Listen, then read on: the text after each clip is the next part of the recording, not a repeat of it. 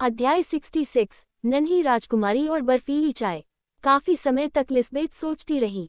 वह काली आंखों वाली लड़की सबीना नीच और उससे कहीं कम सुंदर थी। उसे तो बूढ़े सम्राट की बलि चढ़ना था ताकि लिस्बेथ एक सुखी जीवन जी सके। पर यह सब कैसे बदल गया।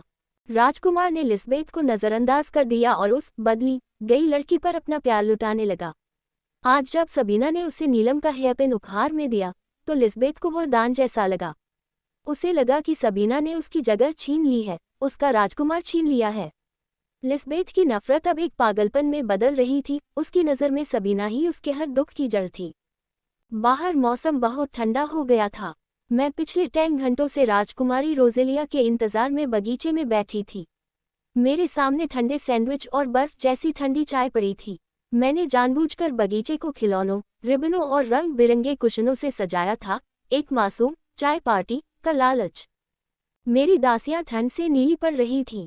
एल्जा और लुइस बार बार मुझसे अंदर चलने की गुहार लगा रही थी। बस 1 घंटा और, मैंने कांपते हुए कहा। मैं जानती थी कि बड़ी राजकुमारी लिलियन शर्मीली है, पर छोटी रोजेलिया जिज्ञासु और चंचल है। मैं उससे इत्तेफाक से मिलना चाहती थी। तभी ठंड के मारे मेरे हाथ से चाय का कप गिर गया। उसे उठाने के लिए एक छोटा गोरा हाथ आगे बढ़ा। जब मैंने ऊपर देखा तो वहां गहरे लाल बाल, रूबी रेड हेयर वाली एक नन्ही लड़की खड़ी थी। क्या यह आपका है, महारानी? उसने पूछा। मैंने एक मधुर मुस्कान लाने की कोशिश की। हाँ, राजकुमारी रोजेलिया, है ना? उसने अपनी हरी आंखों से मुझे घूरते हुए कहा। आप यहाँ चाय क्यों पी रही हैं? मुझे ये बगीचा बहुत सुंदर लगा, मैंने झूठ बोला। बच्ची ने मासूमियत पर बड़ी समझदारी से जवाब दिया। आपको ये जगह वाकई बहुत पसंद होगी, क्योंकि आप पूरे दिन से यहीं बैठी हैं। मैं सन्न रह गई। वह मुझे देख रही थी। पर कहाँ से? क्या मैं अपना कप वापस ले सकती हूँ? मैंने पूछा। उसने सिर हिलाकर मना कर दिया। मैंने उसे लालच दिया। क्या तुम मेरे साथ चाय और कुकीज़ खाना चाहोगी? उसने ठंडेपन से जवाब दिया। आपकी चाय और सैंडविच बर्फ की तरह ठंडे हो चुके हैं। मुझे ये नहीं चाहिए। ये बच्ची उम्मीद से कहीं ज्यादा तेज थी। मैंने फिर कोशिश की। हम ताज़ा गरम चाय मंगवा रहे हैं, तब तो आओगी। वह एक खिलखिलाती हुई मुस्कान के साथ बोली। मेरी बड़ी बहन ने कहा है कि अजनबियों की दी हुई कोई भी चीज़ नहीं खानी चाहिए। और इतना कहकर वह दौड़कर भाग गई। हम सब बेवकूफ़ों की तरह उसे जाते हुए देखते रहे। मेरी 10 घंटे की मेहनत और चाय पार्टी धरी की धरी रह गई। चलो वापस अंदर चलते हैं, मैंने हार मानते हुए कहा। जैसे ही दासियां सामान समेटने लगी, मुझे याद आया वह मेरा कीमती चाय का कप लेकर भाग गई थी। मेरा चारा बेट ही शिकार लेकर चंपत हो गया था। अध्याय 67। एक सादे जुकोम की मिठास। ल्यूक्रेटियस पागलों की तरह हंस रहा था। हा हा हा हा। वह मेरी हालत का मजाक उड़ा रहा था और मैं बिस्तर पर बेबस लेटी थी। सिरदर्द और बुखार ने मेरा बुरा हाल कर दिया था। हंसो मत, मैंने बुदबुदाया। पर यह वाकई मज़ेदार है। तुम्हारी उस बेवकूफ़ी भरी चाय पार्टी की वजह से आज तुम इस हाल में हो, उसने चिढ़ाते हुए कहा। सच तो यही था। उस दिन 10 घंटे बगीचे में ठंड में बैठने की वजह से मुझे और मेरी दासियों को भीषण जुकाम हो गया था। सिर्फ सामंथा ही थी जो अब भी चट्टान की तरह खड़ी थी। सामंथा दवा लेकर आई, पर ल्यूक्रेटियस ने उसे रोक दिया। मैं खुद इसे दवा पिलाऊंगा, उसने कहा। मैं खुद पी सकती हूँ, मैंने विरोध किया। तुम्हारे पास कोई विकल्प नहीं है। वह मेरे करीब आया और फुसफुसाया। तुम्हारी हर सांस पर मेरा हक है, तो तुम मेरी अनुमति के बिना बीमार कैसे पड़ सकती हो? कितना अजीब और फिल्मी आदमी था ये। इससे पहले कि मैं कुछ कह पाती, उसने फिर वही किया। उसने मुझे चूम लिया। वह जुकाम के कीटाणुओं से नहीं डर रहा था। उसने मेरे माथे को छुआ। बहुत गर्म हो। उसने मुझे वह कड़वी हरी दवा चम्मच से पिलाई। बुखार की वजह से या उसकी निकटता की वजह से मेरा दिल बहुत तेज धड़कने लगा था। मुझे डर था कि कहीं वह मेरी धड़कनें न सुन ले। 2 दिन बीत गए। मैं ठीक हो रही थी, पर अजीब बात यह थी कि ल्यूक्रेटियस दिखाई नहीं दे रहा था। दोपहर और रात के खाने पर भी वह नहीं आया। पिछले 2 महीनों में ऐसा कभी नहीं हुआ था कि वह दिन में एक बार भी मुझसे न मिले। मेरा मन काम में नहीं लग रहा था। भूख भी मर गई थी। आखिरकार मैंने सामंथा से पूछ ही लिया, क्या सम्राट की विंग से कोई संदेश आया है? सामंथा हिचकिचाए। महाराज ने मना किया था कि आपको न बताया जाए। ल्यूक्रेटियस को भी मेरा जुकाम लग गया था। वह बिस्तर पर पड़ा था और उसका चेहरा बुखार से तमतमा रहा था। उसने ये बात राजमाता से छिपाकर रखी थी ताकि वे उसकी कमजोरी का फायदा न उठा सके।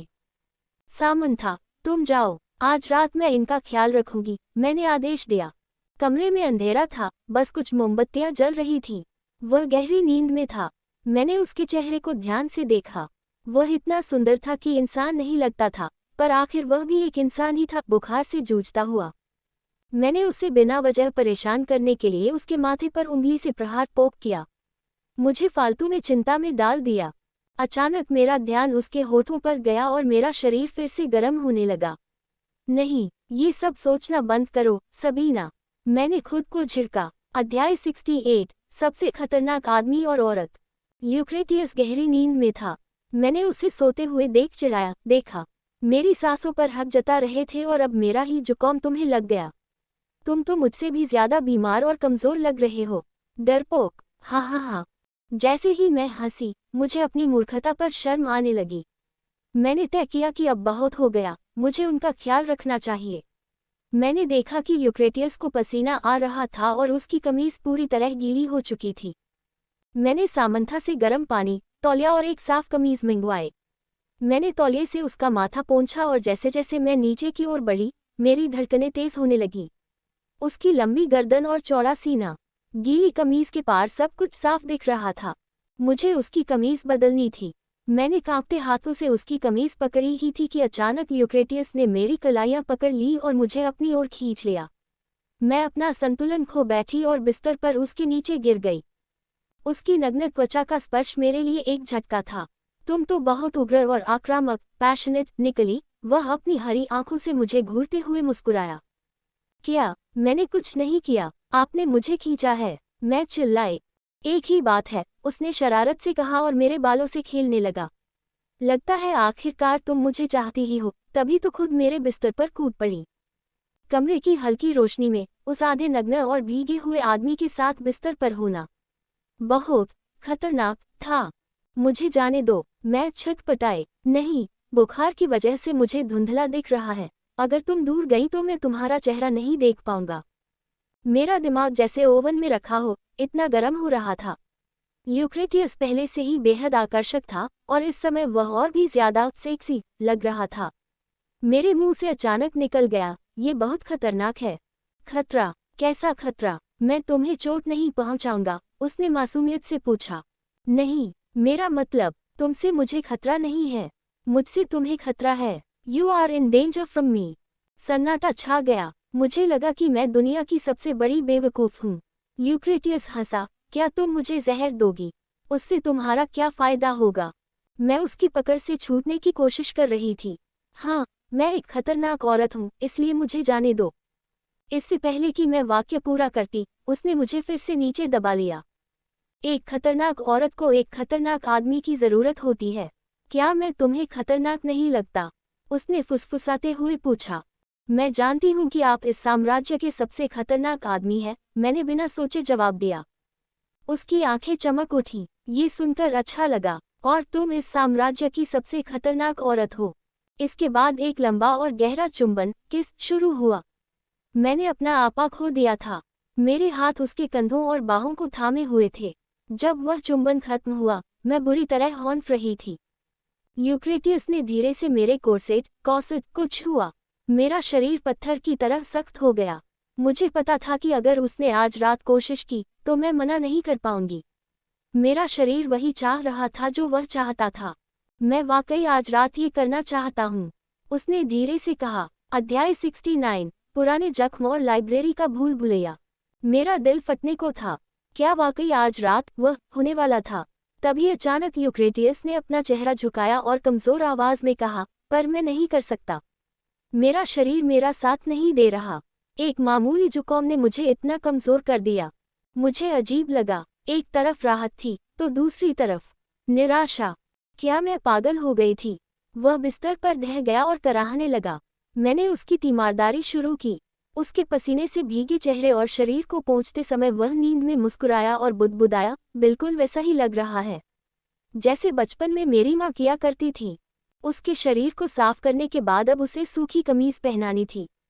यह मेरे जीवन का सबसे रोमांटिक और कठिन काम था। जब मैंने उसे कमीज पहनाने के लिए थोड़ा पलटा तो मेरी सांसें थम गईं। उसकी पीठ पर पुराने जख्मों के गहरे निशान थे। वे किसी हादसे के नहीं, बल्कि क्रूरता के निशान थे, चाकू के घाव और जलने के निशान। किसी ने उसे सालों तक प्रताड़ित किया था। अगले दिन मैं उन निशानों के बारे में सोचना बंद नहीं कर पा रही थी। ल्यूक्रेटियस का वह मजाक, तुम बहुत आक्रामक हो, मेरे कानों में गूंज रहा था। मेरा चेहरा शर्म से लाल हो रहा था। सबीना, पागल मत बनो, ये रोमांस का समय नहीं है। मैंने खुद को झिड़का। मुझे राजमाता को हराना है और अपने घर वापस जाना है। मैं उस आदमी पर भरोसा कैसे कर सकती हूँ जो खुद किसी पर भरोसा नहीं करता। खुद को शांत करने के लिए मैं महल की सबसे बड़ी लाइब्रेरी में चली गई। ये लाइब्रेरी सम्राट और उनके परिवार के लिए थी। वहाँ सन्नाटा था। मैंने कुछ किताबें निकाली, पर मेरा मन कहीं नहीं लग रहा था।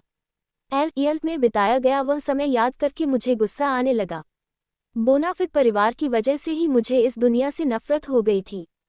मैंने खुद को समझाया कि मेरा एकमात्र लक्ष्य जीवित रहना और अपने परिवार के पास पहुंचना है। लाइब्रेरी बहुत बड़ी थी, किसी विशाल इमारत जैसी। मैंने काफी देर तक कीमती किताबों को देखा और अपनी सोच में खोई रही। फिर मुझे एहसास हुआ कि मुझे बॉल की तैयारी करनी है और लिस्बेथ पर नजर रखनी है। मैं वापस जाने के लिए मुड़ी, पर तभी मेरे कदम ठिठक गए। मैं कहाँ हूँ? लाइब्रेरी इतनी विशाल थी और हर कोना एक जैसा दिखता था कि मैं रास्ता भटक गई थी। मैंने एल्सा को बाहर ही रुकने को कहा था और अब मैं इस भूल-भुलैया में अकेली थी। मैं वाकई बेवकूफ़ हूँ, मैंने ठंडी सांस लेते हुए सोचा। क्या मैं रात के खाने से पहले यहाँ से बाहर निकलने का रास्ता ढूंढ पाऊंगी? अध्याय 70, राजकुमारी का गुप्त प्रेम और खौफनाक निशान।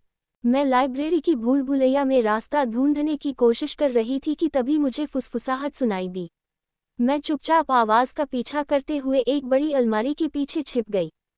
वहाँ दो लोग थे, एक लड़का और एक लड़की। लड़की को मैंने तुरंत पहचान लिया। वह थी राजकुमारी लिलियाना। उनकी आंखों में वह शर्मीलापन नहीं था, बल्कि एक गहरा दर्द और जुनून था। क्या मेरे लिए तुम्हारे दिल में अब भी जगह है? लड़के ने हताश होकर पूछा। हमेशा के लिए, लिलियाना ने उसका हाथ थामते हुए कहा। तुम ही अकेले हो जिसने मेरे साथ कभी दया दिखाई है। मैं तुम्हारे साथ इस महल से भागने के सपने देखती हूँ। बातचीत से साफ था कि वे दोनों गहरे प्यार में थे। लिलियाना ने राजमाता, अपनी माँ को अपनी माँ कहने के बजाय वह संबोधित किया। उसने रोते हुए कहा कि राजमाता ने लड़के के परिवार को बर्बाद कर दिया और उसका खिताब छीन लिया। तभी लड़के ने लिलियाना की आस्तीन ऊपर की। जो मैंने देखा, उसने मेरा खून सुखा दिया। उसकी कोहनी से लेकर ऊपर तक कोड़ों के निशान और नीले जख्म थे। राजकुमारी को कोड़ों से पीटा गया था, और यह काम राजमाता काटलेयानीरा के अलावा कोई और नहीं कर सकता था। मुझे अचानक कल रात ल्यूक्रेटियस की पीठ पर देखे गए निशान याद आ गए। मुझे समझ आ गया कि राजमाता ने इन बच्चों के साथ क्या क्या किया होगा। मुझे बहुत तेज गुस्सा आया। लड़के ने राजकुमारी को चेतावनी दी कि वह राजमाता से हमारे बारे में कुछ न कहे, वरना वे उसे और भी ज्यादा प्रताड़ित करेगी। लिलियाना किसी टूटी हुई गुड़िया की तरह रोती रही और फिर वहां से चली गई। मैं जानती थी कि वह लड़का कौन था, क्लोडिस डे कॉनेल। वह राजमाता के बड़े भाई मार्क्विस तोरुका का सबसे बड़ा बेटा था और हाल ही तक लिलियाना का मंगेतर भी। ल्यूक्रेटियस की चाल की वजह से उसके परिवार का पतन हो गया और अब वह एक मामूली नागरिक बनकर रह गया था। मुझे थोड़ा सा पछतावा महसूस हुआ क्योंकि ल्यूक्रेटियस की उस चाल में मैं भी शामिल थी। निर्दोष बच्चों की जिंदगी तबाह हो गई थी। जब लिलियाना चली गई तो क्लोडिस गुस्से में चिल्लाया, लानत है। वह गुस्से से भरा हुआ था और काफी खतरनाक लग रहा था। इस सुनसान लाइब्रेरी में उसके साथ अकेले रहना जोखिम भरा था, पर मुझे लगा कि यही वह मौका है जब मैं अपनी बिसात बिछा सकती हूँ। डर को पीछे छोड़ते हुए मैं अलमारी के पीछे से बाहर निकली और शांत आवाज में कहा, तुमसे मिलकर खुशी हुई, क्लोडिस डे कॉनेल। अध्याय 71, एक नई संधि और एक उलझा हुआ रास्ता। क्लोडिस मेरी मौजूदगी से बिल्कुल भी हैरान नहीं दिखा। वह शांत था, पर उसकी चुप्पी में एक खतरा था। उसने तंज कसा, मुझे नहीं पता था कि महारानी को दूसरों की बातें छिपकर सुनने की बुरी आदत है। मैंने स्पष्ट किया कि मेरा इरादा बुरा नहीं था। क्लोडिस हार मानकर जाने लगा। उसे लगा कि एक बेदखल लड़के और शक्तिहीन राजकुमारी की प्रेम कहानी जानकर मैं क्या ही कर लूंगी। रुको, मैंने उसे टोका। मुझे तुम्हारे हालात पर बुरा लग रहा है। तुम्हारी माँ ने मुझे जहर दिया, उसके लिए मैं उन्हें माफ नहीं कर सकती, पर उनके जुर्म की सज़ा तुम्हें मिले और तुम्हारा खिताब छीन लिया जाए, ये गलत है।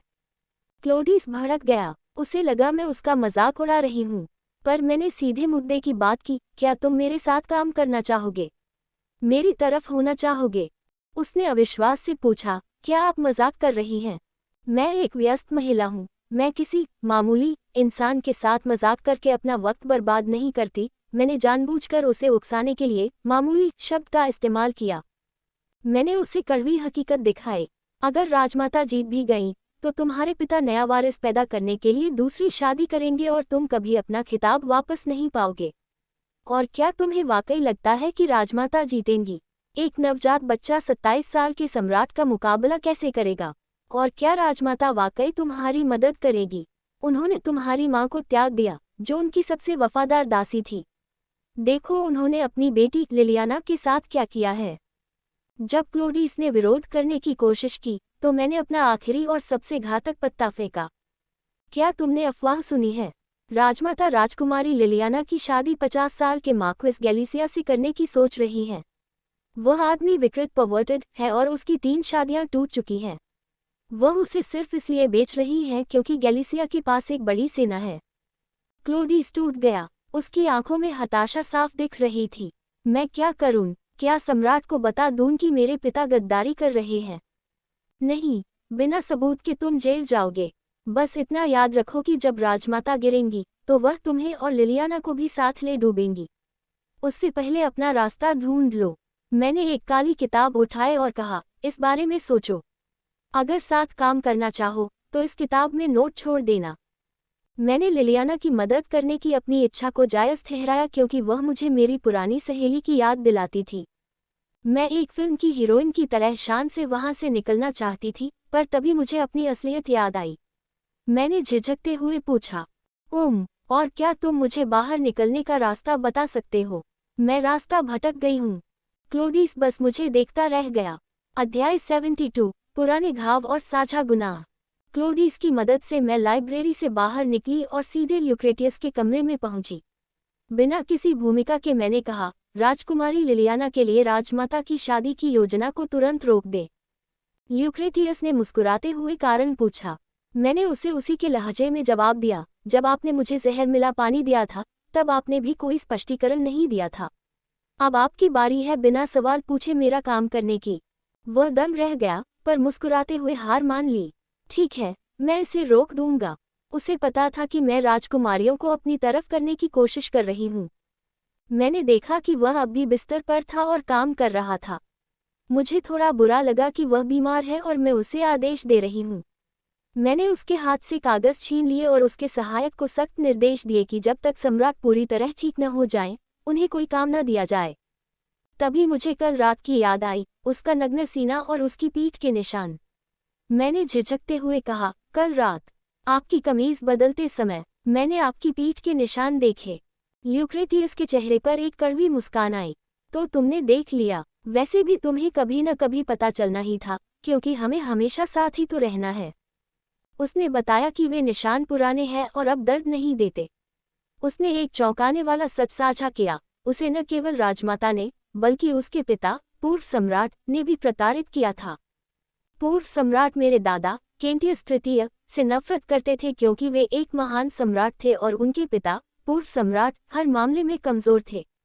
चूंकि मैं बिल्कुल अपने दादा जैसा दिखता था, इसलिए वे मुझसे चिढ़ते थे और मुझे प्रताड़ित करते थे। ल्यूक्रेटियस ने आगे कहा, ये सब तब तक चला जब तक मैं इतना बड़ा नहीं हो गया कि पलटकर जवाब दे सकूं। उसके बाद राजमाता ने मुझे मारने के लिए हत्यारे भेजने शुरू किए। जैसे जैसे राजमाता की डिलीवरी का वक्त करीब आया, सम्राट मुझे रास्ते से हटाने की योजना बनाने लगे।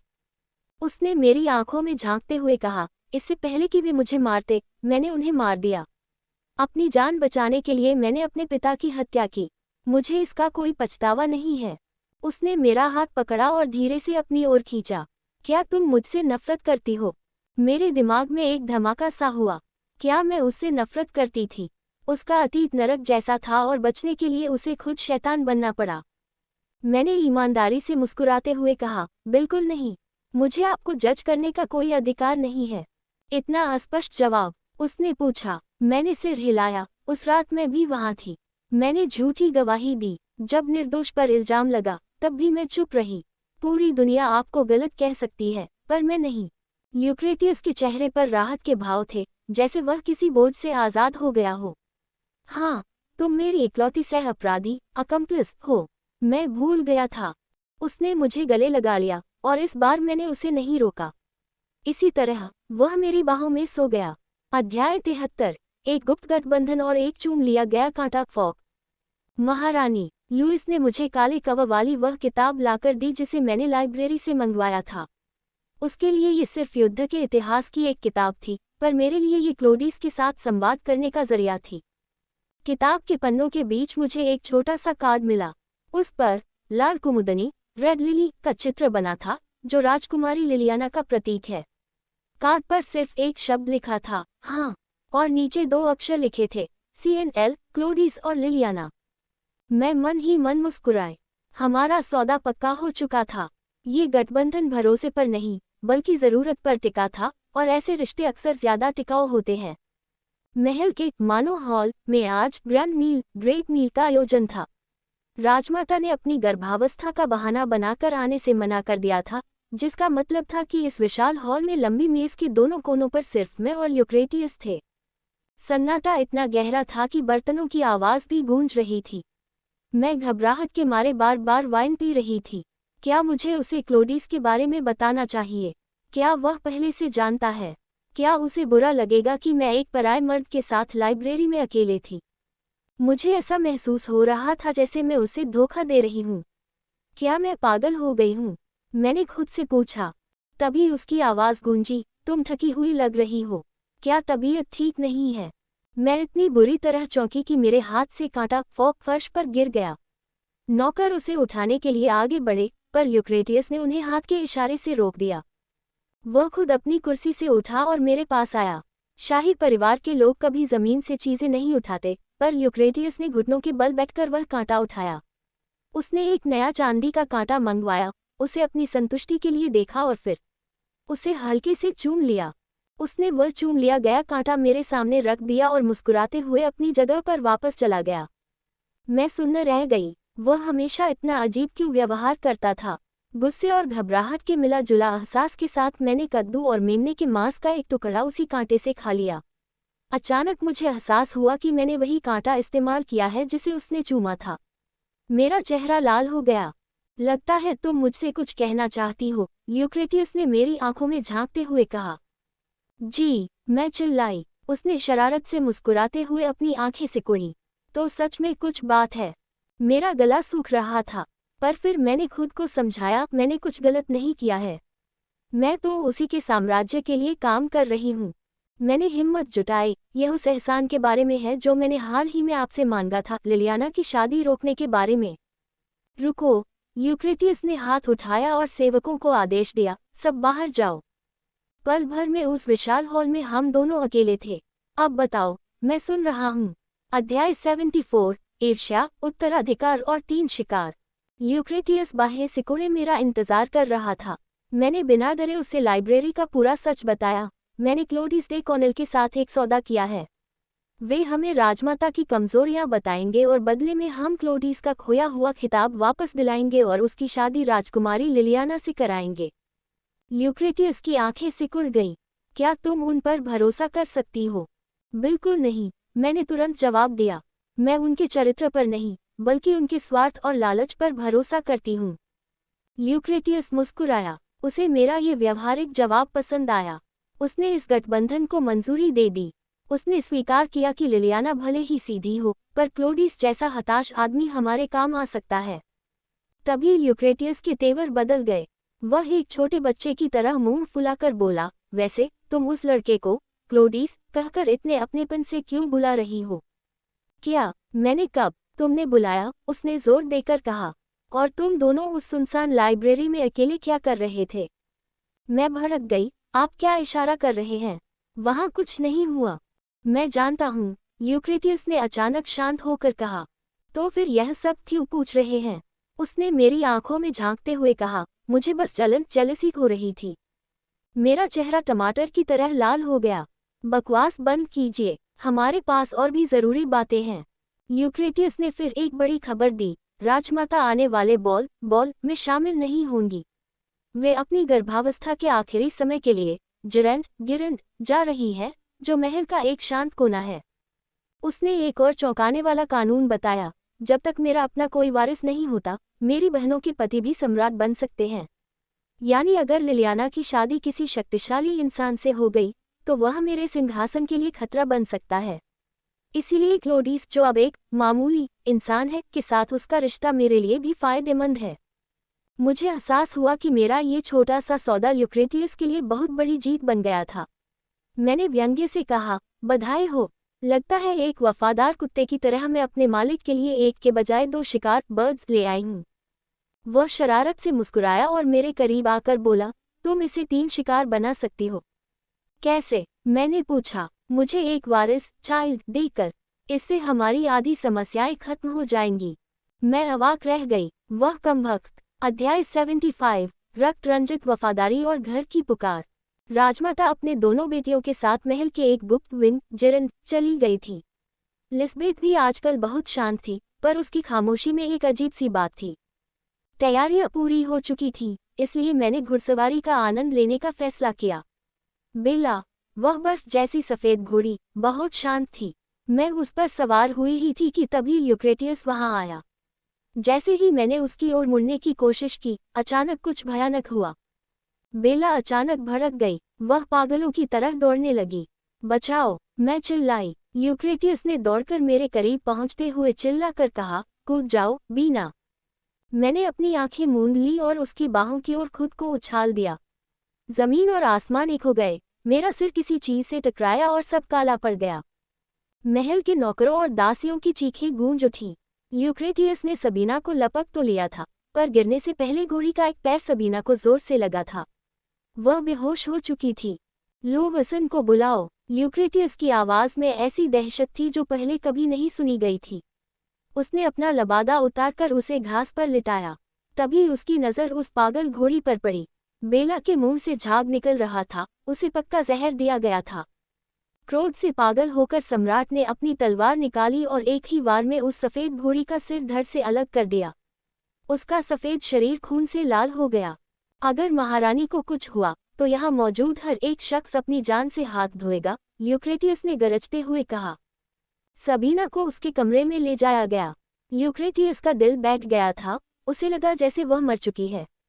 मेरे सपने में मुझे सुइयां चुभ रही थी। मैं फिर से छोटी बच्ची बन गई थी। माँ! मैं चिल्लाई। मुझे अपना घर, अपने माता पिता और अपनी कॉलेज की पढ़ाई याद आ रही थी। मुझे घर जाने दो, मुझे यहाँ नहीं रहना। मैं चीख रही थी और अपने हाथ पैर चला रही थी। अचानक किसी ने मेरा हाथ पकड़ा। बीना, आंखें खोलो। जब मैंने आंखें खोली, तो यूक्रेटियस का चेहरा मेरे सामने था। उसके गले और चेहरे पर खरोंच के निशान थे, शायद मैंने ही उसे नोचा था। उसने मुझे सहारा देकर बिठाया। सब ठीक है, बीना। तुम सुरक्षित हो। कितने दिन बीत गए। मेरा गला कांटों की तरह सूख गया था। 1 दिन से थोड़ा ज्यादा। डॉक्टर ने कहा था कि अगर तुम 3 दिन तक नहीं जागी, तो शायद कभी नहीं जागोगी। यूक्रेटियस की आंखों में आंसू थे।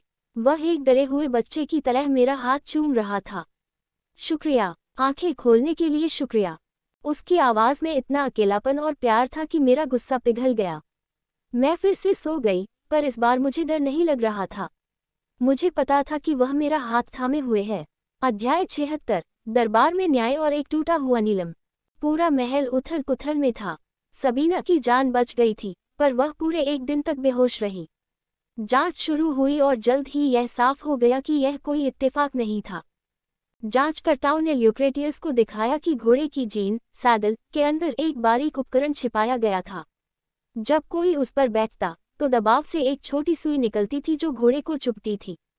सुई पर एक उत्तेजक स्टिम्युलेंट दवा लगी थी, जिसने बेला को पागल कर दिया था। यूक्रेटियस क्रोध से जल रहा था। उसने तुरंत राजमाता के क्वार्टर की तलाशी का आदेश दिया, पर साथ ही वह अन्य गद्दारों को भी बेनकाब करना चाहता था। दरबार में पूछताछ शुरू हुई। यूक्रेटियस अपने सिंहासन पर मृत्यु के देवता की तरह काले लबादे में बैठा था। जांचकर्ता ने उस सेवक को पेश किया जो घोड़ों की देखभाल करता था। कांपते हुए सेवक ने गवाही दी, महारानी की एक सुनहरी बालों वाली दासी 3 बार जीन चेक करने आई थी। उसने कहा कि महारानी ने उसे गुपचुप तरीके से ऐसा करने का आदेश दिया है। पूरे दरबार की निगाहें लिस्बेथ पर टिक गईं। वह इकलौती सुनहरी बालों वाली दासी थी। यह मैं नहीं थी, लिस्बेथ चिल्लाई। तभी महारानी की दूसरी दासी एग्नेस गुस्से में आगे बढ़ी। महाराज, लिस्बेथ ऑफ एल को सजा मिलनी चाहिए। ये पहली बार नहीं है। ल्यूक्रेटियस की आवाज़ ठंडी और जानलेवा थी। पहली बार नहीं, पूरी बात बताओ एग्नेस। लिस्बेथ ने सम्राट के पैरों में गिरकर दया की भीख मांगनी चाही, पर ल्यूक्रेटियस ने उसे बोलने की अनुमति तक नहीं दी। एग्नेस ने पूरे आत्मविश्वास के साथ लिस्बेथ की कारगुजारियों का खुलासा किया। महाराज, पिछले कुछ समय से लिस्बेथ महल में महारानी के खिलाफ एक घिनौनी अफवाह फैला रही थी कि महारानी ने ही पूर्व सम्राट की हत्या की है। महारानी दयालु थी, इसलिए उन्होंने मुझे जांच करने से रोका, पर मैंने अपनी जांच जारी रखी। एग्नेस ने बताया कि यह अफवाह लिस्बेथ की दासी ओलियन के जरिए फैलाई गई थी। जब ड्यूक और डचेस एल ने अपनी बेटी का बचाव करने की कोशिश की, तो ल्यूक्रेटियस ने उन्हें डांटकर चुप करा दिया। 2 दासियों, लोलिया और डोरोलेस, को गवाही के लिए बुलाया गया। उन्होंने सम्राट को सबूत के तौर पर कुछ आभूषण दिखाए जो उन्हें अफवाह फैलाने के बदले में दिए गए थे। उन आभूषणों के बीच नीले पत्थर के कुछ टूटे हुए टुकड़े थे। ल्यूक्रेटियस ने उन्हें हाथ में लेकर जोड़ा। वह एक चांदी का हेयरपिन था जिसमें नीलम सफायर लगा था। ये तो महारानी का है, ल्यूक्रेटियस ने पहचान लिया। सामंथा का चेहरा पीला पड़ गया। उसने पुष्टि की, जी महाराज, यह महारानी का ही है जिसे उन्होंने हाल ही में लिस्बेथ को उपहार में दिया था। सबूत बिल्कुल साफ था। लिस्बेथ ने अपनी मालकिन के दिए हुए तोहफे का इस्तेमाल उन्हीं को बदनाम करने और मार डालने की साजिश रचने के लिए किया था। अध्याय 77, नीलम के टुकड़े और मौत की सजा। पूरे दरबार में सन्नाटा छा गया। ल्यूक्रेटियस ने वे नीलम के टुकड़े लिस्बेथ और उसकी मां की ओर फेंके। वे चमकते हुए पत्थर लिस्बेथ के पैरों के पास बिखर गए। अब बताओ, सम्राट ने दहाड़ते हुए पूछा, मेरी पत्नी का दिया हुआ तोहफा इन टुकड़ों में कैसे बदला और इन नौकरों के पास कैसे पहुंचा? उन्होंने गवाही दी है कि तुमने ही उन्हें ये पत्थर देकर अफवाह फैलाने को कहा था। क्या कहना है तुम्हारा? लिस्बेथ थर थर कांप रही थी, पर डचेस एल ने बेशर्मी से चिल्लाकर कहा, ये सब झूठ है। इन नौकरों ने आभूषण चुराए होंगे। वे मेरी बेटी को फंसा रहे हैं क्योंकि वे उसकी खूबसूरती से जलते हैं। यहाँ तक कि महारानी ने ही खुद को घोड़े से गिराने की योजना बनाई होगी ताकि मेरी बेटी पर इल्जाम लग सके। ल्यूक्रेटियस पागलों की तरह हंसने लगा। मेरी पत्नी, जो गिरकर लगभग मर चुकी थी, क्या कोई खुद को फंसाने के लिए अपनी जान जोखिम में डालेगा? तभी दरबार का दरवाज़ा खुला और शाही रक्षक एक काला बक्सा लेकर आए। ये बक्सा लिस्बेथ के कमरे से मिला था। जब उसे खोला गया तो उसमें से एक और जीन सैडल निकला, बिल्कुल वैसा ही जैसा सबीना के घोड़े पर था। ल्यूक्रेटियस ने ठंडे स्वर में कहा, ये जीन खास तौर पर महारानी के लिए बनाया गया था। महल में इसके जैसा दूसरा कोई नहीं है। इसे तुम्हारे पास मिलना ही तुम्हारी मौत का वारंट है। तुमने इसे यहाँ क्रैंसिया में किसी से कॉपी करवाया था। ड्यूक और डचेस एल गिड़गिड़ाते रहे, ये सब झूठ है, हमें फंसाया जा रहा है। पर ल्यूक्रेटियस ने उनकी एक न सुनी। उसने कड़क आवाज में फैसला सुनाया, लिस्बेथ डे बोनाफिट और उसकी दासी ओलियन ने शाही परिवार के खिलाफ गद्दारी की है। ओलियन को फांसी दी जाएगी, और चूंकि लिस्बेथ एक कुलीन परिवार से है, मैं उसे सम्मान के साथ आत्महत्या करने का विकल्प देता हूँ। लिस्बेथ और ओलियन को घसीटते हुए बाहर ले जाया गया। डचेस की चीखें हॉल में गूंजती रहीं, पर किसी ने उनकी मदद नहीं की। हादसे के 2 दिन बाद जब मुझे होश आया तो मेरे सामने ल्यूक्रेटियस खड़ा था। वह थका हुआ लग रहा था, उसकी आंखों के नीचे काले घेरे थे। क्या तुम ठीक हो? उसने मेरा माथा छूते हुए पूछा। उसकी छुअन से मेरा दिल तेजी से धड़कने लगा। मुझे चक्कर आने लगे। क्या ये बुखार था या कुछ और? मैंने खुद को संभाला और जांच के बारे में पूछा। उसने सब बता दिया, नीलम का हेयरपिन, लिस्बेथ की साजिश और उसे मिली मौत की सजा। उस नौकरानी को फांसी दी जाएगी और ड्यूक की बेटी को खुदकुशी करनी होगी, ल्यूक्रेटियस ने बड़ी बेरुखी से कहा। मुझे ये जानकर एक अजीब सी संतुष्टि मिली कि ल्यूक्रेटियस को लिस्बेथ का नाम तक याद नहीं था, जबकि उसने उसे रिझाने की कितनी कोशिशें की थीं।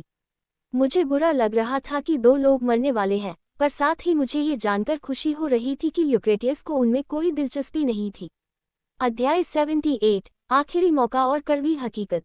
मैंने शांत होकर ल्यूक्रेटियस से पूछा कि क्या सज़ा पर अमल हो चुका है। उसने बताया कि वह बॉल के बाद ऐसा करेगा। जब मैंने अपनी घोड़ी बेला के बारे में पूछा तो ल्यूक्रेटियस की आंखें नम हो गईं। बेला को मार दिया गया था। शाही नियमों के अनुसार इंसान को चोट पहुंचाने वाले जानवर को बख्शा नहीं जाता। मुझे उन दो औरतों से ज्यादा उस बेजुबान घोड़ी की मौत का दुख था। मैंने तय किया कि बेला की मौत बेकार नहीं जाएगी। फांसी से पहले मैं लिस्बेथ से मिलना चाहती हूँ, मैंने कहा। मैं चाहती थी कि लिस्बेथ ये बयान दे कि उसे ये सब करने के लिए राजमाता ने उकसाया था। लिस्बेथ और उसकी दासी ओलियन को महल के एक विंग के ऊपरी कमरे में कैद किया गया था। जब मैं वहां पहुंची तो ड्यूक और डचेस भी वहां मौजूद थे।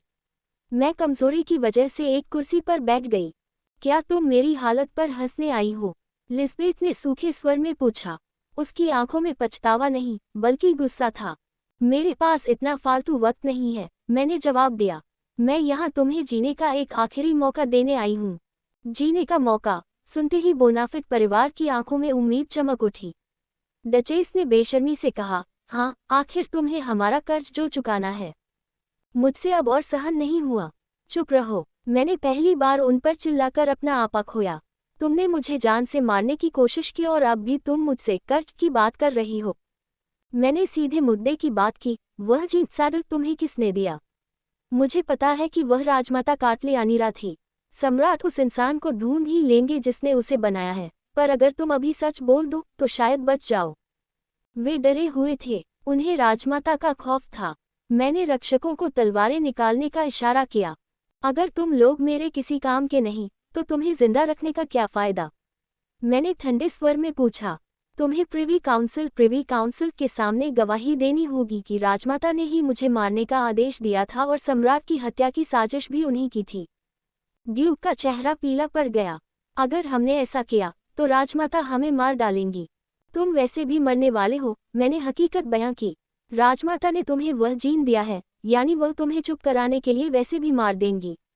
बिना मेरी और सम्राट की सुरक्षा के तुम लोग बाहर एक दिन भी जिंदा नहीं बचोगे। मेरी तबीयत फिर से बिगड़ने लगी थी। मैं उठने ही वाली थी कि लिस्बेथ की आवाज़ ने मुझे रोक दिया। अगर मैं वही कहूँ जो तुम चाहती हो तो बदले में तुम मुझे क्या दोगी? अध्याय 79, जलता हुआ महल और एक पागल चुंबन। मैंने तुमसे कहा था कि मैं तुम्हें जीवित रहने दूंगी, मैंने लिस्बेथ से कहा। लिस्बेथ अपनी माँ की बाहों से निकलकर मेरी ओर झपटी, पर रक्षकों ने उसे रोक लिया। उसकी आंखें पागलों जैसी थीं। तुमने मुझसे मेरा सब कुछ छीन लिया और अब तुम मुझे सिर्फ जीवन का दान दे रही हो। वह चिल्लाए, अगर तुम यहाँ न होती तो सम्राट की पत्नी मैं होती। वह मुझसे प्यार करते। मुझे दया आई। अगर वह आती तो अब तक मर चुकी होती। तुमने खुद मुझे यहाँ भेजा था, लिस्बेथ। ये तुम्हारा और तुम्हारे परिवार का चुनाव था, मैंने ठंडे स्वर में कहा। लिस्बेथ ने एक और बेतुकी मान की, अगर तुम मेरा इस्तेमाल करना चाहती हो तो सम्राट का प्यार मुझे दे दो। वह मेरा होना चाहिए था। मैं सन्न रह गई। तुम्हारी हिम्मत कैसे हुई? तुम इस जन्म में क्या अगले जन्म में भी सम्राट का प्यार नहीं पा सकती? मेरे कड़वे शब्दों ने उसे तोड़ दिया और वह जानवरों की तरह रोने लगी। मैं उसे उसके हाल पर छोड़कर वहां से निकल गई। उधर ल्यूक्रेटियस राजमाता से मिलने जिरेंट पहुंचा। राजमाता सांप की तरह मुस्कुरा रही थी। उसने बातों बातों में सबीना के हादसे का मजाक उड़ाया। ल्यूक्रेटियस ने उसे चेतावनी दी, घबराइए मत कैदी, बोनाफिट परिवार जल्द ही सब उगल देंगे। मैं पक्का करूंगा कि उनके साथ वैसा हादसा न हो जैसा मार्क्विस तोरुका की पत्नी के साथ हुआ था। राजमाता ने बिना पलक झपकाए जवाब दिया, सुरक्षित रहिएगा। ल्यूक्रेटियस के जाने के बाद राजमाता ने अपनी चाय का प्याला जमीन पर पटक दिया। वह जान गई थी कि ल्यूक्रेटियस सबीना के लिए बहुत ज्यादा भावुक हो रहा है। कितना भोला है जो इतनी आसानी से प्यार में पड़ गया, उसने घृणा से कहा। उस रात मेरी आंखें एक डरावने सपने से खुली। खिड़की के बाहर जो मैंने देखा उसने मेरे होश उड़ा दिए। पूरा महल जल रहा था। आग की लपटें इतनी ऊंची थी कि आसमान लाल हो गया था। यह आग उस विंग से शुरू हुई थी जहां बोनाफिट परिवार कैद था। ड्यूक, डचेस, लिस्बेथ और ओलियन सब उस आग में जलकर राख हो गए। मैंने ऐसा पहले भी देखा है, ल्यूक्रेटियस ने मेरे पास आकर बुदबुदाया। हाँ, मार्क्विस तोरुका की पत्नी के समय भी ऐसा ही हुआ था, मैंने कहा। राजमाता ने एक ही झटके में उन सभी गवाहों को खत्म कर दिया था जो उसके खिलाफ बोल सकते थे। वह एक दुष्ट जीनियस थी। मैं घबराहट में अपने नाखून कुतरने लगी तो ल्यूक्रेटियस ने मेरा हाथ थाम लिया। तुमने अपने हाथ खराब कर लिए हैं मेरी पत्नी, तुम्हें खुद का ख्याल रखना चाहिए। वह बच्चों की तरह मुंह फुलाकर बोला, जब तुम खुद को चोट पहुंचाती हो तो मेरा दिल दुखता है। क्या तुम्हें मुझसे माफी नहीं मांगनी चाहिए? ये बहुत ज्यादा फिल्मी था। मैंने चिढ़कर अपना हाथ पीछे खींचने की कोशिश की पर ल्यूक्रेटियस ने मेरी उंगलियों को चूमना शुरू कर दिया। पता नहीं मुझे क्या हुआ, शायद उस आग के खौफ और उसकी नज़दीकी ने मुझे पागल कर दिया था। मैंने जो अगला कदम उठाया उसे मैं खुद भी कभी नहीं समझ पाऊंगी। अध्याय 80 अप्रत्यक्ष चुंबन और बैंगनी साम्राज्य। ल्यूक्रेटियस ने मेरे हाथ को थाम रखा था और उसके होंठ उसके अपने हाथ के पिछले हिस्से पर थे। मैंने आगे बढ़कर अपने ही हाथ के पिछले हिस्से को चूम लिया। उस पल हमारे होंठों के बीच सिर्फ हमारे अपने हाथ थे, एक अप्रत्यक्ष चुंबन, इनडायरेक्ट किस। जैसे ही मुझे एहसास हुआ कि मैंने क्या किया है, मैं शर्म से लाल हो गई और वहां से भागने की कोशिश की। पर ल्यूक्रेटियस ने मुझे पीछे से पकड़ लिया और बिस्तर पर खींचते हुए खिलखिलाकर हंसा। उसने मुझे दिलासा दिया कि बोनाफिट परिवार की मौत से हमें राजमाता के खिलाफ गवाह तो नहीं मिले, पर वह मुझे सुरक्षित रखेगा। उस औरत ने 20 साल तक मुझे मारने की कोशिश की है, पर मैं अब भी जिंदा हूँ। मैं तुम्हारी रक्षा करूंगा। उसकी बातों ने मेरा दिल जीत लिया। हमने राजमाता के होने वाले बच्चे के बारे में भी बात की। उसका जन्म बॉल के आसपास ही होना था। ल्यूक्रेटियस ने बड़ी बेरुखी से कहा कि अच्छा होता अगर वह बच्चा मृत पैदा होता। मुझे ये सुनकर अजीब लगा, पर मैं भी ऐसा ही महसूस कर रही थी। महल से आग के निशान मिटा दिए गए थे। नई घास और फूल लगाए गए ताकि मेहमानों को कुछ पता न चले। राजमाता अब भी जिरेंट में प्रसव का इंतजार कर रही थी। मुझे डर लग रहा था, पर अब पीछे हटने का रास्ता नहीं था। आखिरकार बॉल का दिन आ गया। सुबह सूरज उगने से पहले ही मेरी दासियों ने मुझे गुलाब की पंखुड़ियों वाले पानी से नहलाया। उसके बाद शहद, मक्खन और तेल का लेप लगाया गया। मुझे अपनी सहेली की याद आई। मैं शहद मक्खन लगे ब्रेड के टुकड़े जैसी लग रही थी। सामंथा और एग्नेस ने मेरा कोर्सेट इतना कसकर बांधा कि मुझे लगा मेरी पसलियां टूट जाएंगी। महारानी की कमर पूरे बॉल में सबसे पतली दिखेगी, यूलिया ने तारीफ की। फिर वह पोशाक आई जिसे खास तौर पर ल्यूक्रेटियस ने मेरे लिए बनवाया था, एक गहरी बैंगनी डीप वायलेट ड्रेस। पृथ्वी पर बैंगनी रंग राजसी माना जाता था और यहाँ भी वही था। रेशमी शर्ट पर मोती जड़े थे और घाघरे पर सितारों, चांद और 4 मौसमों की नक्काशी थी। जब मैंने खुद को आईने में देखा तो मैं दंग रह गई। ये पोशाक केवल एक एम्प्रेस पहन सकती थी। ल्यूक्रेटियस ने मुझे बिना बताए यह फैसला ले लिया था कि दुनिया मुझे किस रूप में देखे। इस ड्रेस का मतलब था कि या तो मैं अगली एम्प्रेस बनने वाली हूँ या मुझ में एम्प्रेस बनने की महत्वाकांक्षा है। मेरे पास ड्रेस बदलने का वक्त नहीं था। दासियों ने मेरा मेकअप पूरा किया, मोतियों का पाउडर, कोयले से बनी भवें और बैंगनी आईशैडो। मेरे होठों को शहद और गुलाबी फूलों के पाउडर से रंगा गया। सिर पर हीरो का एक छोटा सा मुकुट टियारा सजाया गया। आप तैयार हैं, महारानी? अब बस एक ही चीज की कमी थी, मेरे पार्टनर की, जो मुझे इस शानदार आयोजन में लेकर जाए। अध्याय 81 एक शाही उपहार और भारी मन। महारानी, सम्राट पधार रहे हैं। दरवाजा खुला और ल्यूक्रेटियस अंदर आया। वह भव्य दिख रहा था। उसकी पोशाक मेरी पोशाक से मेल खाने के लिए गहरे बैंगनी और काले रंग के मिश्रण से बनी थी। उसका लबादा खून जैसे सुर्ख लाल रंग का था, जो उसके व्यक्तित्व पर खूब फब रहा था। वह इतना शानदार लग रहा था कि मुझे अपने आप पर संशय होने लगा। उसने पास आकर मुस्कुराते हुए कहा, मेरी पत्नी हमेशा की तरह सुंदर दिख रही है। उसने एक कीमती लकड़ी का बक्सा मंगवाया। अंदर काली रेशमी मखमली परत पर 2 आभूषण रखे थे।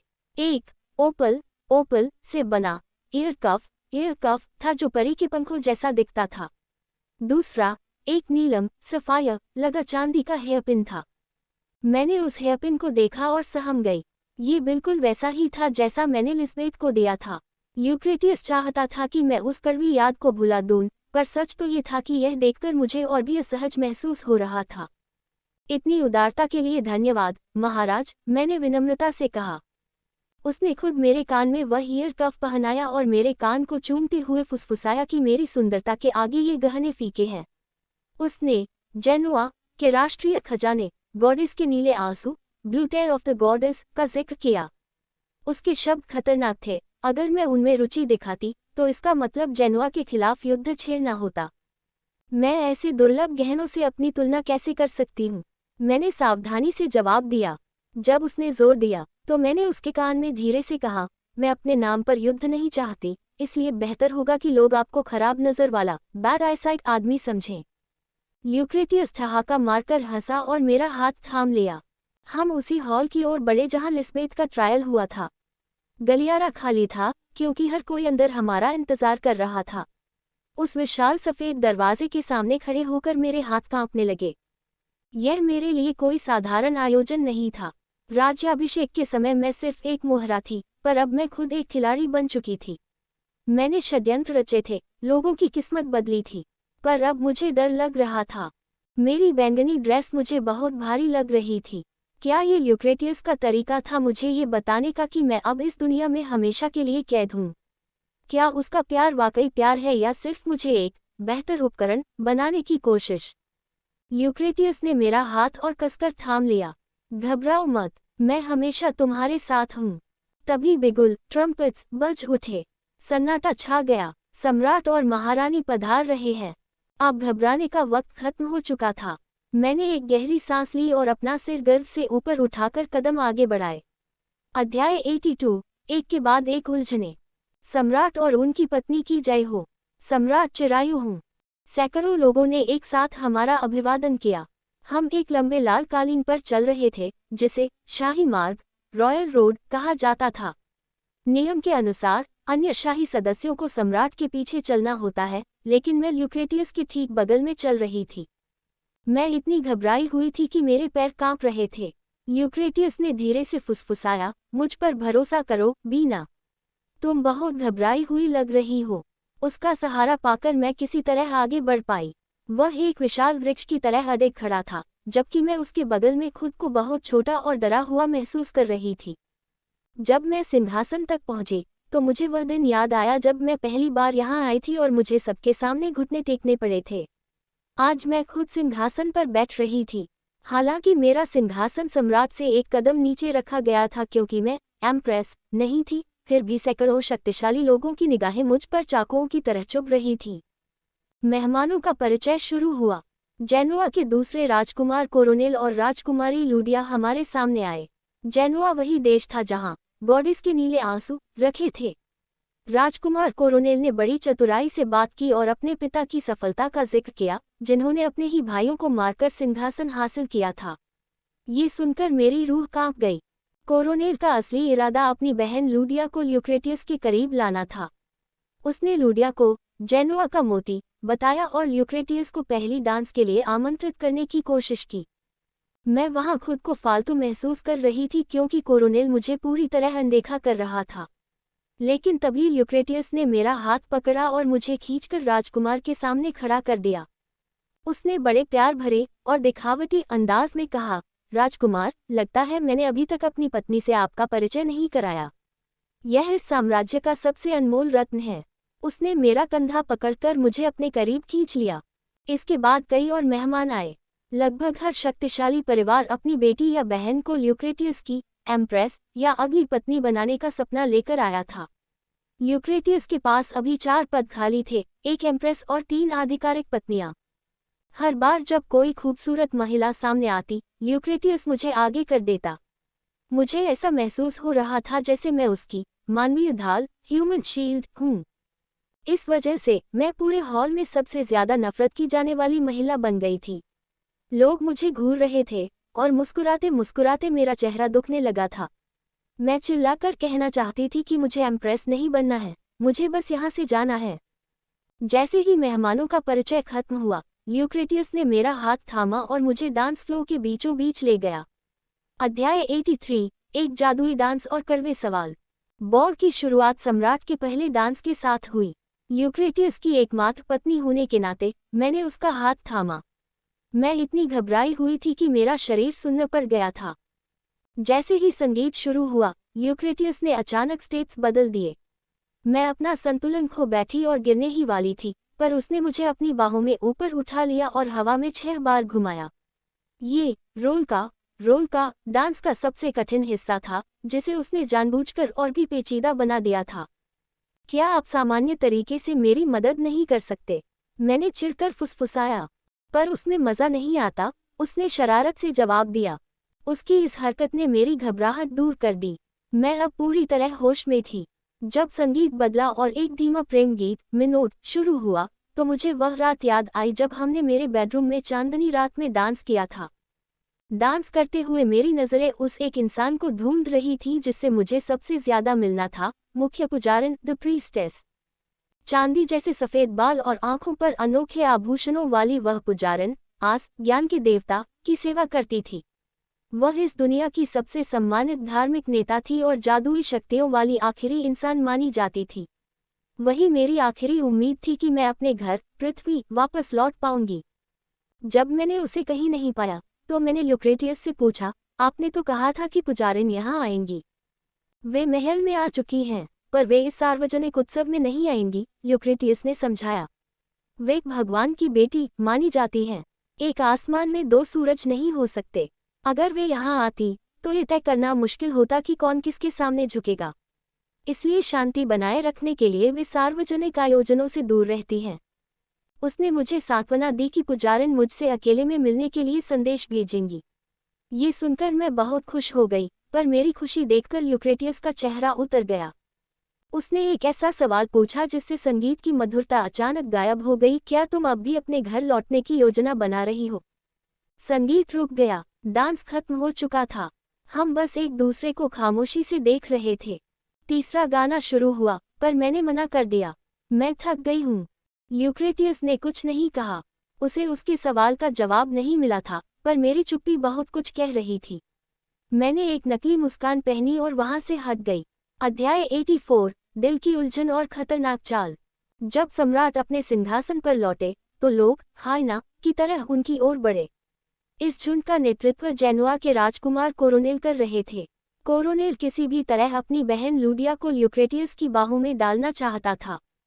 लूडिया वाकई आकर्षक थी, पर कोरोनेल ने एक बड़ी गलती कर दी। उसने अपनी बहन की तारीफ करते हुए सीधे तौर पर मुझ पर हमला किया। महाराज, मेरी बहन का खानदान शुद्धशाही है। वह आपकी वर्तमान पत्नी सबीना से ज्यादा सुंदर और बेहतर डांसर है। उसका इशारा साफ था कि मैं एक अज्ञात कुल की मामूली औरत हूँ। कोरोनेल की इस बदतमीजी ने मेरा खून खौला दिया। मैंने ल्यूक्रेटियस का हाथ थामा और मुस्कुराते हुए कहा, क्या हम एक और डांस करें? ल्यूक्रेटियस ने मेरी मंशा समझ ली और कोरोनेल को जवाब दिया, जेनुआ में डांस तो सिखाया जाता है, पर शायद तमीज नहीं। चौथा गाना, फेल्डटा शुरू हुआ, जो पृथ्वी के वॉल्स जैसा था। डांस करते हुए हमारे बीच भारी सन्नाटा था। मुझे पता था कि ल्यूक्रेटियस परेशान है क्योंकि मैंने उसके सवाल का जवाब नहीं दिया था, क्या तुम अब भी घर लौटना चाहती हो? बेशक मैं घर जाना चाहती थी। अगर ल्यूक्रेटियस आज की आधुनिक दुनिया, कोरिया, में फंस जाता, तो क्या वह वापस आने की कोशिश नहीं करता? हम दोनों एक दूसरे की सोच जानते थे, फिर भी साथ में बहुत खूबसूरती से डांस कर रहे थे। डांस खत्म होने के बाद हमारी मुलाकात काउंट एलान और उनके परिवार से हुई। वे सभ्य और बुद्धिमान लोग थे। बातों बातों में काउंटेस एलान ने अपनी भतीजी यूलिया, मेरी दासी, का जिक्र किया। यही वह मौका था जिसका मैं इंतजार कर रही थी। यूलिया सुंदर थी, समझदार थी और उसका राजनीतिक बैकग्राउंड ऐसा था जिससे ल्यूक्रेटियस को कोई खतरा नहीं होता। वह ल्यूक्रेटियस के लिए एक आदर्श पत्नी साबित हो सकती थी। पर जैसे जैसे मैं अपनी योजना के करीब पहुंच रही थी, मेरा सीना भारी हो रहा था। क्या ये बदहजमी थी या कुछ और? मैंने उसे अनदेखा किया। मुझे यहाँ से जाना था। मैं ल्यूक्रेटियस पर भरोसा नहीं कर सकती थी। आज उसका प्यार है, कल शायद न रहे। मुझे अपनी सुरक्षा खुद तय करनी थी। मैंने अपनी आवाज़ को जितना हो सके उतना खुशमिजाज बनाया और कहा, महाराज ने अभी अभी मुझसे कहा कि वे अगला डांस मेरी दासी यूलिया के साथ करना चाहते हैं। अध्याय 85, टूटे हुए दिल का शोर और एक अनचाही गिरावट। हॉल का माहौल अचानक जम गया। यूलिया का नाम पुकारकर मैंने साफ कर दिया था कि सम्राट उसमें रुचि रखते हैं। काउंटेस एलान खुश थी, जेनुआ के भाई बहन गुस्से में थे, पर यूलिया का चेहरा डर से सफ़ेद पड़ गया था। मैंने ल्यूक्रेटियस की तरफ नहीं देखा। मुझे लगा कि वह यूलिया के साथ डांस करेगा और मैं वहां से खिसक जाऊंगी। पर तभी एक मजबूत हाथ ने मेरा कंधा पकड़ा। मेरी पत्नी की तबीयत ठीक नहीं है। ल्यूक्रेटियस की ठंडी और भारी आवाज गूंजी। जब मैंने विरोध करना चाहा, तो उसकी आंखों में छिपी नफरत और निराशा देखकर मेरे शब्द गले में ही अटक गए। वह मुझे लगभग घसीटते हुए हॉल से बाहर ले गया। चांसलर ने उसे जाने दिया। रोकिए, महाराज, मैं चिल्लाई, पर उसने मुझे गोद में उठा लिया और सबको बताया कि मैं होश खो रही हूँ और बकवास कर रही हूँ। उसने मुझे एक बड़े लेडीज ब्रेक रूम के बेडरूम में ले जाकर बिस्तर पर पटक दिया। कमरे का दरवाज़ा उसने लात मारकर बंद किया था। तुम क्या सोच रही थी? वह गुर्राया। उसकी आवाज़ में वही पुराना सांप लौट आया था जिससे मैं पहले डरा करती थी। तुम इतनी निर्दयी कैसे हो सकती हो? तुम मुझे इतना लाचार क्यों महसूस कराती हो? क्या निर्दयी, लाचार? मैं हैरान थी। मैं तो बस आपकी मदद कर रही थी। मदद? ल्यूक्रेटियस हताशा में छत की ओर देखने लगा। तुम्हें क्या लगता है, जिस औरत से मैं प्यार करता हूँ, जब वह खुद मुझे दूसरी औरत की पेशकश करती है, तो मुझे कैसा महसूस होता होगा? मेरा दिल तेजी से धड़कने लगा। पर आपको एक एम्प्रेस चाहिए। राजनीतिक कारणों से आपको पत्नियां चाहिए। मुझे घर जाने दीजिए और आप दूसरी शादियां कर लीजिए। मुझे उनकी ज़रूरत नहीं है। वह चिल्लाया। क्यों नहीं है? यूलिया आपके लिए एकदम सही है। तभी मेरी नज़र उसके चेहरे पर पड़ी। मेरी रूह कांप गई। क्रांसिया का शक्तिशाली सम्राट टूट चुका था। उसकी आंखों में गहरा दर्द था और उस दर्द की वजह मैं थी। तो मेरे सवाल का यही जवाब है, उसने धीमे से पूछा। जब मैं कुछ नहीं बोल पाई, तो वह कड़वाहट भरी मुस्कान के साथ मुड़ा और जाने लगा। ठीक है, तो यही तुम्हारा जवाब है। वह जा रहा था। अचानक मुझे ऐसा लगा जैसे मेरा दिल सीढ़ियों से नीचे गिर रहा हो। बिना सोचे समझे मेरे हाथ आगे बढ़े और मैंने उसका लाल लबादा क्लोक कसकर पकड़ लिया। ओह! मैंने इतनी जोर से उसे खींचा कि वह अपना संतुलन खो बैठा और पीछे की ओर गिरा। मैं भी उसके साथ गिर गई। जब मेरा सिर घूमना बंद हुआ, तो मुझे एहसास हुआ कि मैं कालीन पर नहीं गिरी हूँ। वह सतह उनकी तरह नरम नहीं, बल्कि सख्त और मजबूत थी। जब मैंने अपने चेहरे से बाल हटाए, तो मेरी सांसें थम गईं। मैं ल्यूक्रेटियस के ऊपर लेटी हुई थी। अध्याय 86, आखिरी स्वीकार और दिल की पुकार। ल्यूक्रेटियस के ऊपर लेटे हुए मुझे उसके मजबूत और गठीले शरीर का एहसास हुआ। वह एक बेहतरीन तलवारबाज था और उसका शरीर किसी चट्टान की तरह सख्त था। मेरा चेहरा शर्म से जल रहा था। अगर तुम मुझे जवाब देना चाहती थी, तो बोलकर भी दे सकती थी। शरीर से दिखाने की जरूरत नहीं थी, उसने शरारत भरी मुस्कान के साथ कहा।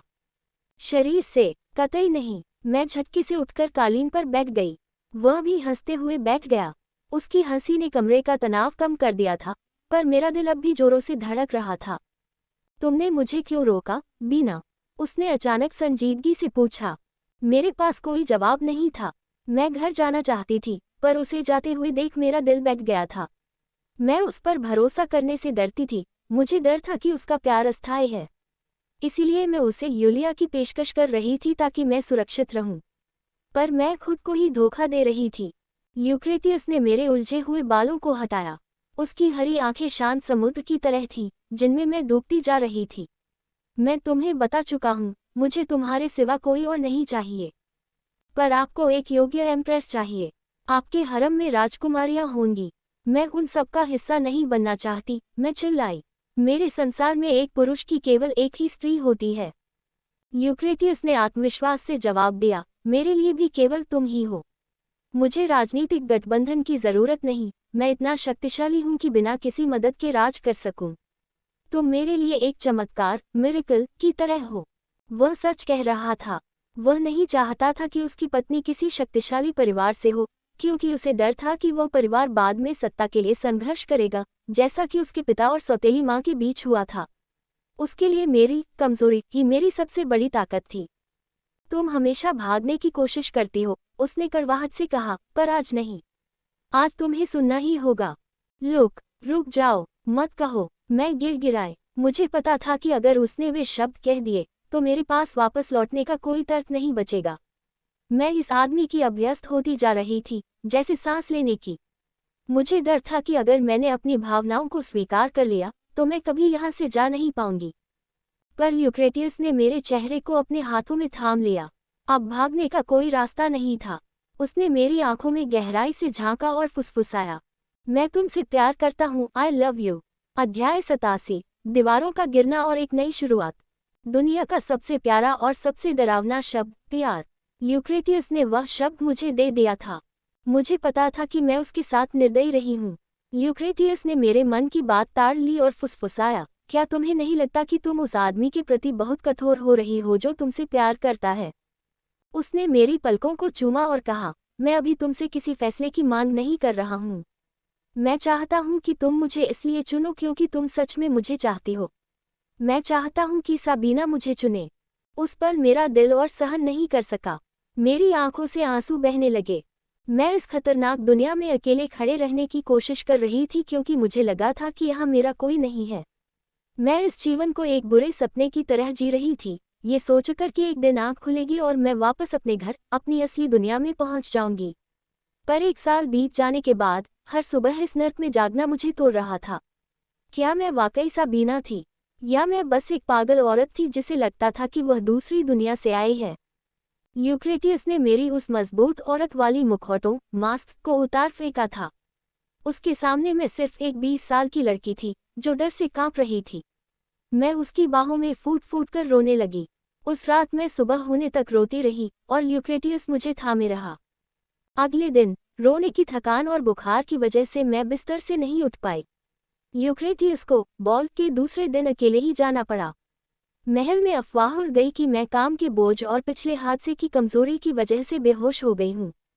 मुझे बहुत शर्मिंदगी महसूस हो रही थी, खासकर अपनी सूजी हुई आंखों को लेकर। सामंथा मेरे चेहरे पर बर्फ लगा रही थी और मुझे डांट रही थी जैसे मैं उसकी छोटी बेटी हूँ। पर इस रोने के बाद मुझे हल्का महसूस हो रहा था। मैंने महसूस किया कि मैंने अपने चारों ओर जो दीवार खड़ी की थी, उसने मेरे वफादार लोगों को भी मुझसे दूर कर दिया था। अब मैं उनके साथ और भी सहज होने लगी थी। तभी कमरे में यूलिया आई। उस रात की घटना के बाद से मैं उसके सामने असहज महसूस कर रही थी। सामंथा के जाने के बाद कमरे में सिर्फ मैं और यूलिया बचे थे। मुझे उससे बात करनी थी, अपनी उस गलती के लिए जो मैंने उसे सम्राट के साथ डांस करने के लिए कहकर की थी। अध्याय 88। यूलिया का अतीत और एक चौंकाने वाला इनकार। एक अजीब सी खामोश कमरे में छा गई। मैंने अपनी आंखों से बर्फ हटाई और यूलिया की तरफ मुड़ी। मैं इस बातचीत को लेकर बहुत असहज थी, पर यूलिया ने खुद ही चुप्पी तोड़ी। मुझे क्षमा करें महारानी, उसने अप्रत्याशित रूप से कहा। किस लिए? मैं उलझन में थी। यूलिया ने घुटने टेककर मेरी आंखों में देखा और कहा, मैं उस सम्मान और जिम्मेदारी को स्वीकार नहीं कर सकती जो आप मुझे देना चाहती हैं। मैं सम्राट के साथ डांस नहीं कर सकती। मैं किसी की पत्नी या माँ बनकर नहीं जी सकती। मैं हैरान रह गई। यूलिया ने मुझे अपने अतीत की एक दर्दनाक कहानी सुनाई। उसकी माँ एक कमज़ोर महिला थी जिसे डॉक्टरों ने कह दिया था कि वह 20 साल से ज़्यादा नहीं जिएगी और कभी माँ नहीं बन पाएगी। इस वजह से उसकी शादी एक ऊंचे घराने के बजाय विस्काउंट मुरियन, यूलिया के पिता, से कर दी गई, जो केवल उसकी माँ के दहेज में रुचि रखता था। मेरे पिता मेरी माँ के साथ बहुत क्रूर थे। यूलिया की आंखों में दर्द था। मेरी माँ ने उन्हें खुश करने के लिए अपनी गिरती सेहत के बावजूद 2 बेटियों को जन्म दिया। पर मेरे पिता को बेटा चाहिए था। मेरी माँ की मृत्यु के 1 महीने बाद ही उन्होंने दूसरी शादी कर ली और उनकी दूसरी पत्नी, जो उनकी प्रेमिका थी, ने शादी के 6 महीने बाद ही बेटे को जन्म दे दिया। यूलिया के पिता इतने नीच थे कि उन्होंने अपनी बेटियों को दहेज देने से भी मना कर दिया था ताकि उनकी शादियां न हो सके। ये तो काउंटेस एलान, उनकी मौसी, की उदारता थी कि यूलिया की बड़ी बहन की शादी एक अच्छे इंसान से हो पाए। यूलिया ने ठंडी सांस भरते हुए कहा, मैंने अपनी माँ के आंसू और दर्द देखे हैं। मैं वैसा जीवन नहीं जीना चाहती। मुझे अपनी हरकत पर शर्मिंदगी महसूस हुई। यूलिया को लग रहा था कि मैं उसका भला करने के लिए उसे सम्राट की पत्नी बनाना चाहती थी, जबकि असल में मैं तो अपनी सुरक्षा के लिए उसे मोहरा बना रही थी। मैं समझ सकती हूँ, मैंने उसे दिलासा दिया। सच कहूँ तो मुझे खुशी हो रही थी कि यूलिया सम्राट से शादी नहीं करना चाहती थी, पर मेरी जिज्ञासा अभी खत्म नहीं हुई थी। मैं तुम्हारी आपबीती समझती हूँ, मैंने पूछा, लेकिन सम्राट की पत्नी बनना किसी भी महिला के लिए सबसे बड़ा अवसर है, खासकर तब जब सम्राट की कोई संतान न हो। फिर तुम इतने बड़े मौके को क्यों ठुकरा रही हो?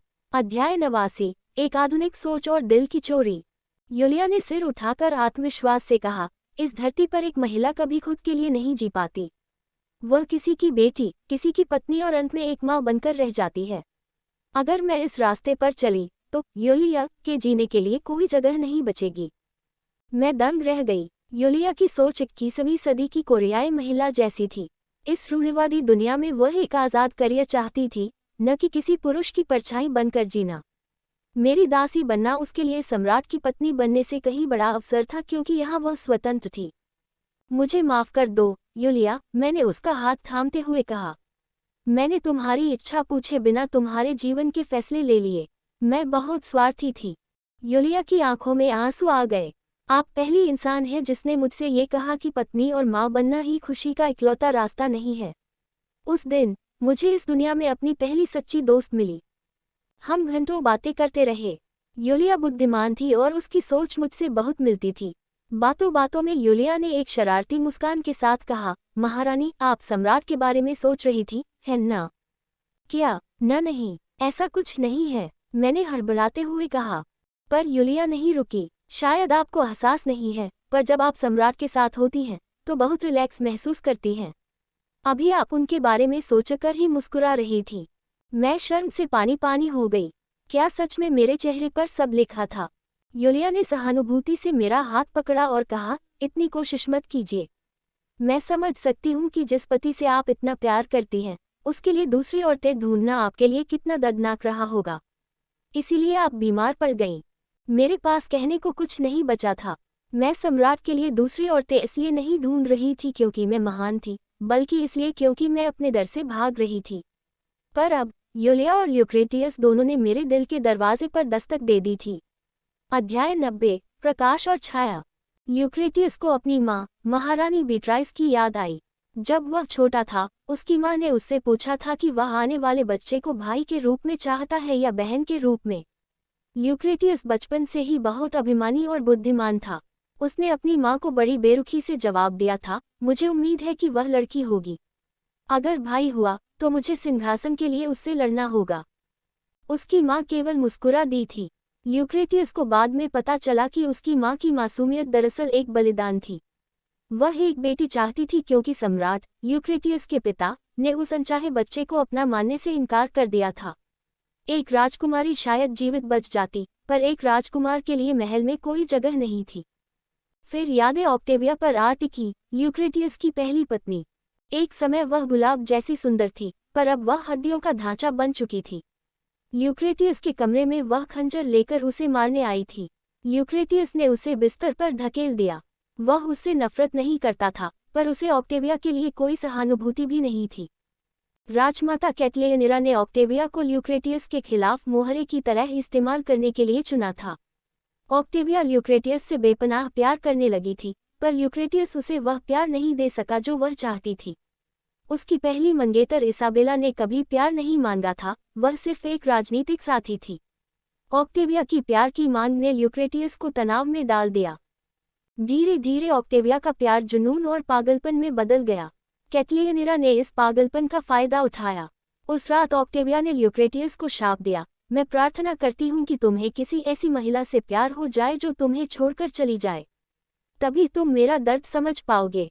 ल्यूक्रेटियस को प्यास लगी। उसने पानी के जग में अपनी चांदी की अंगूठी डाली और वह काली पड़ गई। पानी में जहर था। कैटलियनिरा ने फिर से उसे मारने की कोशिश की थी। तभी ऑक्टेविया, जो एक पल पहले पागल लग रही थी, अचानक शांत हो गई और प्यार से बोली, लुक, क्या मुझे भी एक गिलास पानी दोगे? मुझे प्यास लगी है। ल्यूक्रेटियस ने बिना कुछ कहे वही जहरीला पानी गिलास में भरा और अपनी पत्नी को दे दिया। ऑक्टेविया ने मुस्कुराते हुए उसे पी लिया और बिस्तर पर लेट गई। ल्यूक्रेटियस पीछे मुड़े बिना वहां से चला गया। अगले दिन ऑक्टेविया मृत पाई गई। जहर का स्रोत कभी नहीं मिला। यही कारण था कि ल्यूक्रेटियस ने खुद से वादा किया था कि वह कभी किसी के प्यार में नहीं पड़ेगा, क्योंकि प्यार एक दोधारी तलवार थी। अध्याय 91, पुजारन और समानांतर दुनिया का सवाल। ल्यूक्रेटियस के जीवन में कभी ऐसी रात नहीं बीती थी जब वह अकेला रहा हो। हर रात उसकी माँ और ऑक्टेविया की रूहें उसे उसकी निर्दयता के लिए कोसती थी और उसकी नींद उड़ा देती थी। पर आज जब उसकी आंख खुली तो वह दंग रह गया। दोपहर हो चुकी थी, सूरज सिर पर था और वह चैन से सोता रहा। सबीना पास ही बैठी थी। न सामंथा के आने जाने की आहट उसे सुनाई दी, न सबीना के बिस्तर से उठने की। पहली बार उसे महसूस हुआ कि सबीना के पास होने से उसके अतीत के भूत घोस्ट गायब हो रहे हैं। स्वागत कक्ष, रिसेप्शन रूम में इंतजार करते हुए मेरा दिल तेजी से धड़क रहा था। तभी सामंथा ने घोषणा की, आज इज़विटा की पुजारिन पधार रही हैं। सफेद लिबास में एक महिला अंदर आई। उसके चांदी जैसे बाल जमीन को छू रहे थे और आंखों पर रत्नों जड़ा आभूषण बंधा था। वह भगवान की एकमात्र दूत थी, वही जो सम्राट के शासन से भी ऊपर थी। मुझे यहाँ बुलाने के लिए धन्यवाद, पुजारिन ने रहस्यमय मुस्कान के साथ कहा। ल्यूक्रेटियस भी मेरे बगल में बैठा था। पुजारिन ने मजाक में कहा कि वह तो सिर्फ महारानी से मिलने आई है, जिस पर ल्यूक्रेटियस ने कटाक्ष किया, आधिकारिक तौर पर मैं यहाँ हूँ ही नहीं। उन दोनों के बीच एक अजीब सा तनाव और पुरानी जान पहचान वाली नोकझोंक साफ दिख रही थी। ल्यूक्रेटियस बचपन से ही उनके प्रति अशिष्ट, रूड रहा था, यहाँ तक कि उसने एक बार गड्ढा खोदकर यह टेस्ट किया था कि क्या पुजारिन वाकई अंधी है या देख सकती है। पुजारिन ने बड़ी सहजता से कहा, मेरी आंखें रोशनी नहीं देख सकती, पर वे दूसरी चीजें देख सकती हैं। जब उन दोनों की बहस बढ़ने लगी तो मैंने दखल दिया। मैं यहाँ तमाशा देखने नहीं, बल्कि अपने अस्तित्व का सच जानने आई थी। पुजारिन ने मेरी ओर रुख किया। उसकी आंखें ढकी हुई थीं, पर मुझे ऐसा महसूस हुआ जैसे वह मेरी आत्मा के आर पार देख रही हो। मेरे दिमाग ने काम करना बंद कर दिया था। मैंने घबराहट में वही सवाल पूछ लिया जो मेरे दिल में सबसे ऊपर था। क्या आप किसी दूसरी दुनिया के अस्तित्व पर विश्वास करती हैं? अध्याय 92, टूटी उम्मीदें और यादों का झरोखा। समानांतर दुनिया की बात करना मुझे खुद को पागल जैसा महसूस करा रहा था। पुजारिन ने बड़ी उलझन के साथ दोहराया, दूसरी दुनिया। मेरे बगल में बैठे ल्यूक्रेटियस ने एक गहरी और कांपती हुई सांस ली। वह मुझ पर हंस रहा था। मैंने उसे बाद में देख लेने का मन बनाया, पर अभी मेरा पूरा ध्यान पुजारिन पर था। जब मैंने उनसे पूछा कि क्या ईश्वर ने उन्हें कभी किसी और संसार के बारे में बताया है, तो उन्होंने बस एक रहस्यमयी मुस्कान दी। मैं तो बस एक अयोग्य संदेशवाहक हूँ, उन्होंने कहा, पर आपकी बातों से लगता है कि आप किसी और दुनिया के अस्तित्व को लेकर पूरी तरह निश्चित हैं। क्या मैं सही हूँ? हाँ, मैं निश्चित हूँ, मैंने दृढ़ता से कहा। मैं जानती हूँ कि वह अस्तित्व में है, क्योंकि मैं खुद एक दूसरी दुनिया से यहाँ आई हूँ। कमरे में एक भारी सन्नाटा छा गया। ल्यूक्रेटियस ने मेरा हाथ थाम लिया और मेरा समर्थन करते हुए कहा, ये सच कह रही है, मैं इसकी गवाही देता हूँ। लेकिन पुजारिन का जवाब दिल तोड़ने वाला था। दूसरी दुनिया, और आप वहाँ से आए हैं। मुझे नहीं पता कि यह सच हो सकता है या नहीं। हो सकता है कि इस दुनिया के किसी अज्ञात कोने में आपके जैसे लोग रहते हों जिनके बारे में मुझे जानकारी न हो। मुझे लगा जैसे किसी ने मेरे सीने पर घूंसा मारा हो। क्या आप मुझ पर विश्वास नहीं कर रही? आप तो ईश्वर की आवाज़ सुनती हैं, आप ही मेरे सवाल का जवाब दे सकती हैं। पुजारिन ने धीरे से कहा, मैंने आज तक कभी ईश्वर की आवाज़ नहीं सुनी। लोग मुझे पूछते हैं, पर मैं आप और सम्राट की तरह ही एक सामान्य इंसान हूँ। मैं ईश्वर की बेटी नहीं हूँ और न ही मैं चमत्कार कर सकती हूँ। मुझे तो ये भी नहीं पता कि ईश्वर वाकई है भी या नहीं। मेरी आखिरी उम्मीद की किरण भी बुझ गई। मेरे पैर लड़खड़ाने लगे। अगर सबसे शक्तिशाली पुजारिन ही कुछ नहीं जानती थी, तो फिर मेरा यहाँ से जाना नामुमकिन था। लेकिन तभी पुजारिन ने मुझे गिरने से बचाने के लिए मेरा हाथ थाम लिया। उनके हाथ गर्म और कोमल थे, बिल्कुल इंसानी हाथ। क्या मैं कुछ पुष्ट कंफर्म कर सकती हूँ?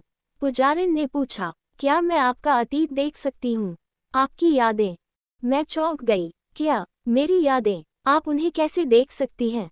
पुजारिन ने समझाया, आपकी अनुमति के बिना मैं कुछ नहीं देख पाऊंगी, पर अगर आप अपना मन मेरे लिए खोल दें, तो मुझमें लोगों की यादों को देखने की क्षमता है। जब मैं आपकी यादें देख लूंगी, तब मैं बता पाऊंगी कि आप सच कह रही हैं या नहीं। अभी कुछ देर पहले उन्होंने कहा था कि वे चमत्कार नहीं कर सकती, और अब वे यादें पढ़ने की बात कर रही थी। पुजारिन ने मुस्कुराते हुए कहा कि वे चमत्कार नहीं कर सकती, पर यह उनकी एक विशेष क्षमता है। उन्होंने अपनी पिछली बातों के लिए माफ़ी भी मांगी, क्योंकि अपनी पदवी के कारण उन्हें हर शब्द बहुत सोच समझकर और स्पष्ट वेग बोलना पड़ता था। उन्होंने दोबारा पूछा, तो क्या मैं आपका अतीत देख सकती हूँ? अध्याय 93, यादों का सफ़र और एक साधारण सुबह। सबीना ने पुजारिन से पूछा कि क्या यादें देखने के बाद वह घर लौटने का रास्ता ढूंढ पाएगी। पुजारिन ने स्पष्ट कहा कि वह पक्का नहीं बता सकती, पर आस, याद और इतिहास के देवता के अभिलेखों रिकॉर्ड्स में शायद कोई सुराग मिल जाए। यदि किसी और के साथ पहले ऐसा हुआ होगा, तो पुजारिन उसे पहचान लेगी। उम्मीद और डर के साथ सबीना ने पुजारिन का हाथ थाम लिया।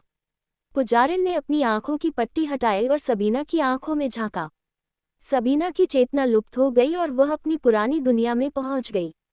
बीप बीप, अलार्म बजा। नवंबर की एक सर्द सुबह के 6 बजे थे। बाहर अंधेरा था। बिस्तर में लिपटी लड़की सबीना सोने की कोशिश कर रही थी। वह रात भर तनाव की वजह से सो नहीं पाई थी। आज उसकी एसएटी कॉलेज प्रवेश परीक्षा का दिन था। उसकी माँ रसोई में उसके लिए खास नाश्ता और लंच बॉक्स तैयार कर रही थी। सबीना उठी, थकी हुई और घबराई हुई। माँ, मैं बर्बाद हो जाऊंगी, मैं सोई ही नहीं।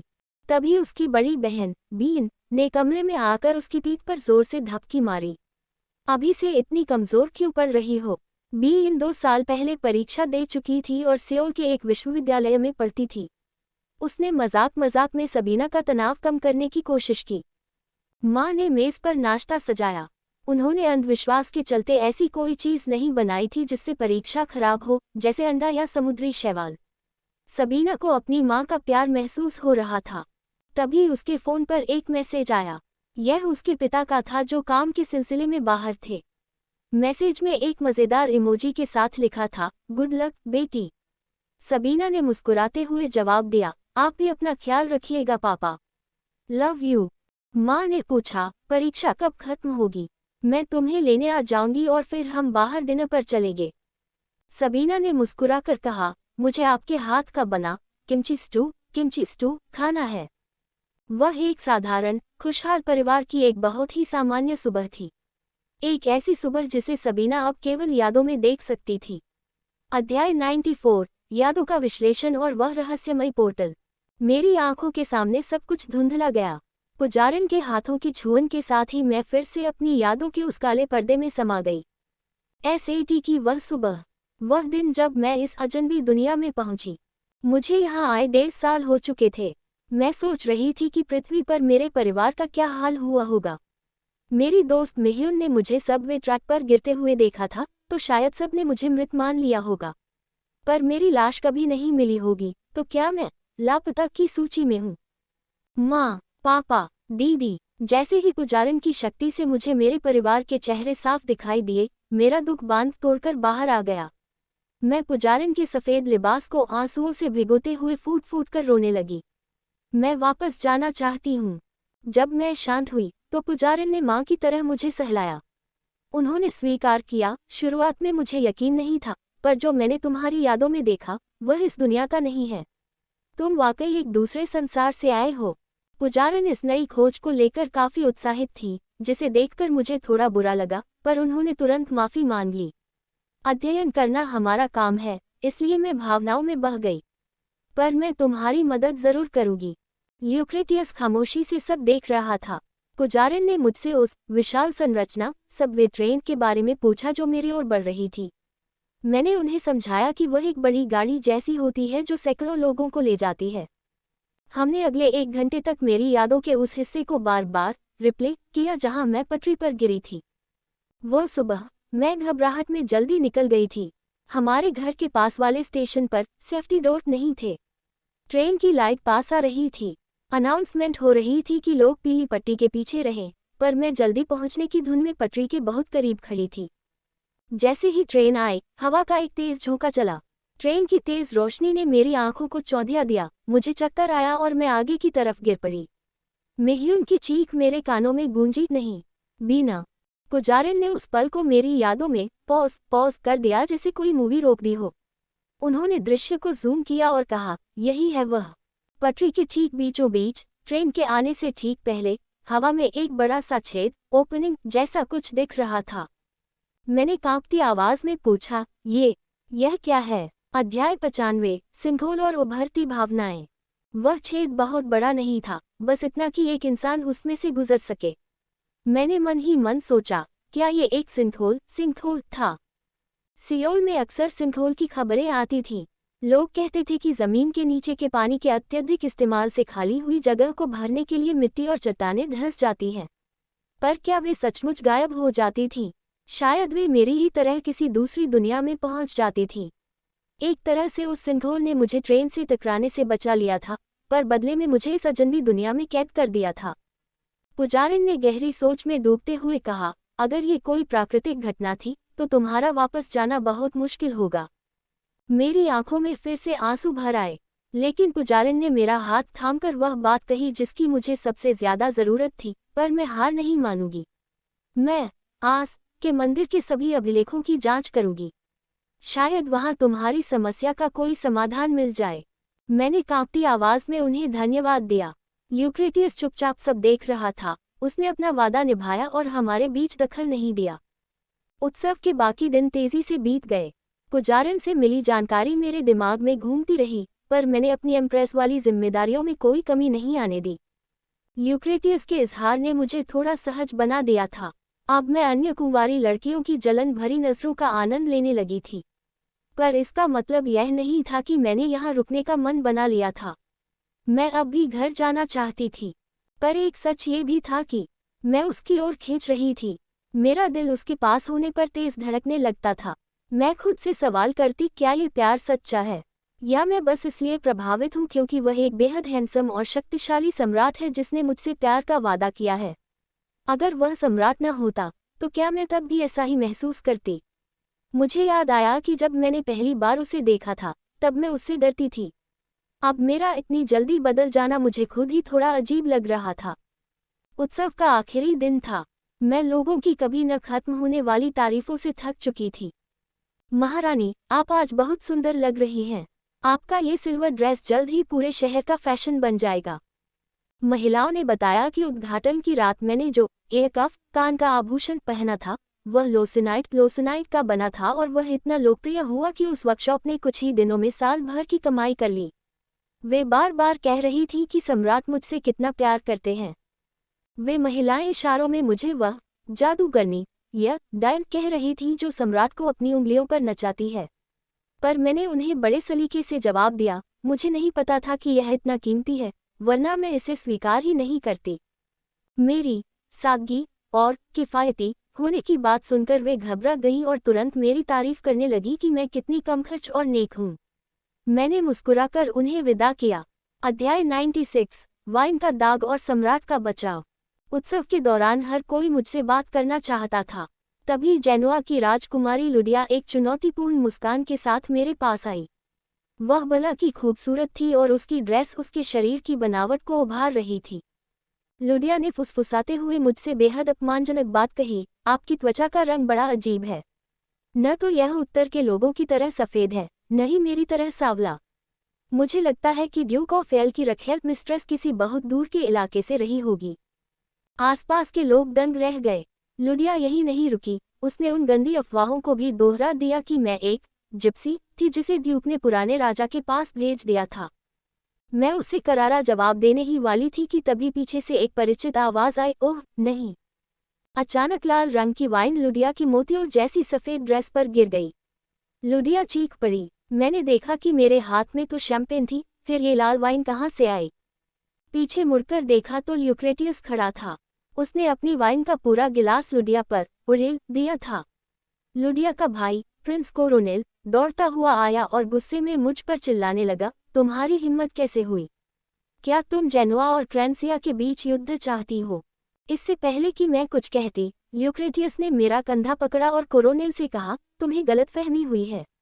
ये गलती मुझसे हुई है। कोरोनेल हक्का बक्का रह गया। यूक्रेटियस ने अपनी चिर परिचित शरारती मुस्कान के साथ कहा, मेरा हाथ फिसल गया। मैं पास से गुजर रहा था तभी मैंने सुना कि तुम्हारी बहन मेरी पत्नी से कितनी बदतमीजी से बात कर रही है। मैं सुनकर इतना हैरान हुआ कि यह हादसा हो गया। यूक्रेटियस ने बड़ी चतुराई से इस मामले को राजनीतिक के बजाय निजी बना दिया। कोरोनेल जानता था कि अगर सम्राट ने इसे गलती कहा है तो वह युद्ध की बात नहीं कर सकता। भारी मन से कोरोनेल ने कहा, यह सिर्फ एक दुर्घटना थी। उसने अपनी रोती हुई बहन को वहां से हटवा दिया। लेकिन तनाव खत्म नहीं हुआ था। कोरोनेल ने कटाक्ष किया, मेरी बहन शायद सदमे में थी, पर कुछ अफवाहों में अक्सर सच्चाई होती है। यूक्रेटियस की आंखें ठंडी हो गईं। उसने चेतावनी भरे स्वर में कहा, तुम अभी बहुत अनुभवहीन हो, राजकुमार। अगर तुम सुनी सुनाई बातों पर भरोसा करोगे तो ये तुम्हारे पतन का कारण बनेगा। कोरोनेल ने आत्मविश्वास से जवाब दिया, मैं आपकी सलाह की सराहना करता हूँ। अध्याय 97, नई जिम्मेदारियां और सम्राट की चाल। उत्सव आखिरकार समाप्त हो गया। राजकुमारी लुडिया पर वाइन फेंकने की घटना को दुर्घटना तो कह दिया गया, पर मैं जानती थी कि यूक्रेटियस ने जानबूझकर ऐसा किया था। जेनुआ एक शक्तिशाली देश था और ये जोखिम भरा था।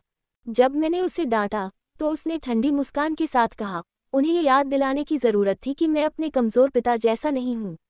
यूक्रेटियस की आंखों में युद्ध की एक अजीब चमक थी।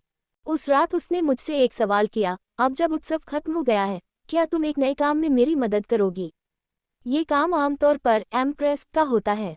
उसने बताया कि राजमाता कैटलियनिरा ने एम्प्रेस के पद का बजट अपनी अय्याशी पर खर्च कर दिया और जनता की परवाह नहीं की। साम्राज्य में गरीबी और बीमारियां बढ़ रही थीं। मुझे एहसास हुआ कि मैं अब तक महल की सुख सुविधाओं में रहकर बाहर की दुनिया की तकलीफों से अनजान थी। मैं ये काम करूंगी, मैंने दृढ़ता से कहा। मुझे पता था कि इसका मतलब कैटलियनिरा के खिलाफ खुले मैदान में उतरना है। 2 दिन बाद एक बड़ी खबर आई, राजमाता ने एक बेटी को जन्म दिया है। यद्यपि मुझे राहत मिलनी चाहिए थी, क्योंकि बेटा न होने से उत्तराधिकार का खतरा कम था, पर फिर भी मेरा मन किसी अनहोनी की आशंका से घिरा था। वहीं दूसरी ओर लिलियाना को धोखा देने वाले मार्क्विस तोरुका ने 16 साल की एक लड़की से शादी कर ली थी। मार्क्विस का अपना बेटा क्लॉडिस 17 साल का था। मार्क्विस ने अपने बेटे की उम्र की लड़की से शादी की थी ताकि उसे नया वारिस मिल सके। मुझे समझ आया कि ये यूक्रेटियस की चाल थी। उसने मार्क्विस की शादी इसलिए करवाई ताकि क्लोडिस घबरा जाए। अगर मार्क्विस को नया बेटा होता तो क्लोडिस को अपनी विरासत खोने का डर सताता। अब क्लोडिस के पास यूक्रेटियस की मदद लेने के सिवा कोई रास्ता नहीं बचा था। क्या ये शादी आपने करवाई? मैंने यूक्रेटियस से पूछा। उसने शरारत से मुस्कुराते हुए कहा, मेरी पत्नी बहुत तेज है। हमारा बच्चा भी बहुत बुद्धिमान होगा। यूक्रेटियस ने स्वीकार किया कि वह क्लोडिस पर पूरी तरह भरोसा नहीं करता था, इसलिए उसने ये जाल बिछाया। लेकिन तभी उसकी बातों में एक अजीब सी ईर्ष्या, जेलसी आ गई। वैसे तुम उस क्लोडिस को उसके पहले नाम से क्यों पुकारती हो? एक पति होने के नाते यह मुझे बहुत परेशान कर रहा है। मैं अवाक रह गई। सम्राट अब ईर्ष्या कर रहा था। अध्याय 98, वास्तविकता का क्रूर चेहरा। सामंथा मेरी आज्ञा सुनकर चौंक गई। क्षमा करें महारानी, आप चाहती हैं कि मैं कल से आपके लिए एक आधिकारिक कार्यक्रम ऑफिशियल शेड्यूल तय करूं? मैंने सिर हिलाया। मुझे पता था कि राजमाता कैटलियनिरा 4 दिनों में लौटने वाली है। वह अपने बच्चे को जन्म देने के मात्र 3 हफ्ते बाद काम पर वापस आ रही थी ताकि अपनी सत्ता को बचाए रख सके। मुझे उससे पहले अपनी पकड़ मजबूत करनी थी। मेरे मन में अब एक नया विचार घर करने लगा था। अगर पुजारिन मुझे घर वापस भेजने का रास्ता नहीं ढूंढ पाई तो मुझे इसी दुनिया में रहना होगा। और अगर ऐसा हुआ तो यूक्रेटियस के साथ रहना शायद उतना बुरा भी नहीं था। उस रात उसकी बाहों में रोने के बाद उसने मेरा विश्वास जीता था। यूक्रेटियस ने मुझे शाही परिवार के चेहरे के रूप में जनता के बीच जाने का काम सौंपा था। मुझे लगा था कि यह आधुनिक दुनिया की फर्स्ट लेडीज की तरह होगा, अनाथालयों में जाना, मुस्कुराना और फोटो खिंचवाना। पर जब मैं पहली बार रोमब्रोक राजधानी के गरीब इलाकों में पहुंची तो मेरे होश उड़ गए। वहां का दृश्य डरावना था। फटे पुराने तंबू, बदबूदार नालियां और चारों तरफ फैली गंदगी। लोग एक कटोरे पतले सूप, जो खाने लायक भी नहीं लग रहा था, के लिए लंबी लाइनों में खड़े थे। उनके पास न जूते थे, न सही कपड़े। अधिकारी अपनी नाक पर इत्र लगा रुमाल रखकर मुझसे बोला, इस अरुचिकर दृश्य के लिए माफी चाहता हूँ। बस थोड़ा और सह लीजिए। मुझे खुद पर शर्म महसूस हुई। मैं अब तक सोचती थी कि मैं बहुत बदकिस्मत हूँ कि इस दुनिया में फंस गई। पर अगर ड्यूक ऑफ एल ने मुझे जंगल में न पाया होता तो मैं भी शायद इन्हीं लोगों की तरह दाने दाने को मोहताज होती। इस दुनिया की सामाजिक व्यवस्था कोरिया के पुराने जोसोन काल जोसन ईरा से भी पिछड़ी हुई थी। गरीबों के पास न रहने की जगह थी, न इलाज। अधिकारी मुझसे बस इतना चाहते थे कि मैं वहां खड़ी होकर मुस्कुराऊं और हाथ हिलाऊं, जैसे सब ठीक है। यही काम है मेरा? मैंने सामंथा से पूछा। जी, पिछली महारानियों ने भी यही किया था। राजमाता तो खैर कभी यहाँ आए ही नहीं। मेरा खून खौल उठा। आलीशान महल में रेशमी कपड़े पहनकर और 56 भोग खाकर यहाँ आकर बस मुस्कुराना, ये गलत था। सामंथा ने पूछा, अब आप क्या करना चाहेंगी? मैंने अपने होंठ भींचे और दृढ़ता से कहा, मैं इस पूरे इलाके का एक बार फिर से मुआयना करूंगी और उसके बाद तय करूंगी कि क्या करना है। अध्याय 99, दो दुनियाओं का टकराव। शेल्टर आश्रय स्थल का दौरा करने के बाद मैं सीधे ल्यूक्रेटियस के निजी कार्यालय में पहुंची। वहां ल्यूक्रेटियस और चांसलर कुलपति किसी बजट पर चर्चा कर रहे थे। क्या आप वास्तव में चाहते थे कि मैं वहां जाऊं, उन गरीब लोगों को देखकर मुस्कुराऊं और वापस आ जाऊं जैसे कुछ हुआ ही नहीं? मैंने गुस्से में पूछा। क्या आप इस समस्या का समाधान नहीं ढूंढना चाहते? ल्यूक्रेटियस और चांसलर ने मुझे ऐसे देखा जैसे मैं पागल हो गई हूं। चांसलर ने उलझन में पूछा, समाधान? क्या वहां कोई दुर्घटना हुई? क्या आप चाहती हैं कि हम उस शेल्टर को ही हटा दें? हटा दें? मेरा मतलब उन्हें शहर से बाहर निकालना नहीं है। मेरा मतलब है उनकी स्थिति सुधारना। ल्यूक्रेटियस ने शांति से जवाब दिया, सुधारना? साबीना, हम पहले से ही वह सब कर रहे हैं जो जरूरी है। हम उन्हें खाना दे रहे हैं और सैनिक तैनात हैं ताकि कोई दंगा न हो। इसके अलावा और क्या करना है? मुझे एहसास हुआ कि मैं 21वीं सदी के कोरिया में नहीं थी। यहाँ मानवाधिकार जैसा कोई शब्द नहीं था। इन राजाओं के लिए गरीबों को जिंदा रखना ही काफी था। मैं दुविधा में पड़ गई। क्या मुझे अपना भविष्य का ज्ञान यहाँ इस्तेमाल करना चाहिए? क्या मेरे हस्तक्षेप से इतिहास बदल जाएगा? फिर मुझे याद आया कि यह पृथ्वी नहीं है, इसलिए यहाँ कुछ बदलने से मेरे पुराने जीवन पर कोई असर नहीं पड़ेगा। ल्यूक्रेटियस और चांसलर मुझे इसलिए सम्मान देते थे क्योंकि उन्हें लगता था कि मैं किसी दूर देश के ऊंचे घराने से हूँ।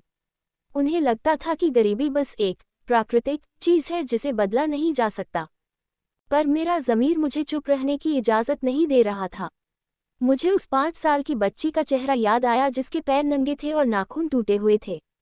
वह मुझे किसी परी की तरह देख रही थी।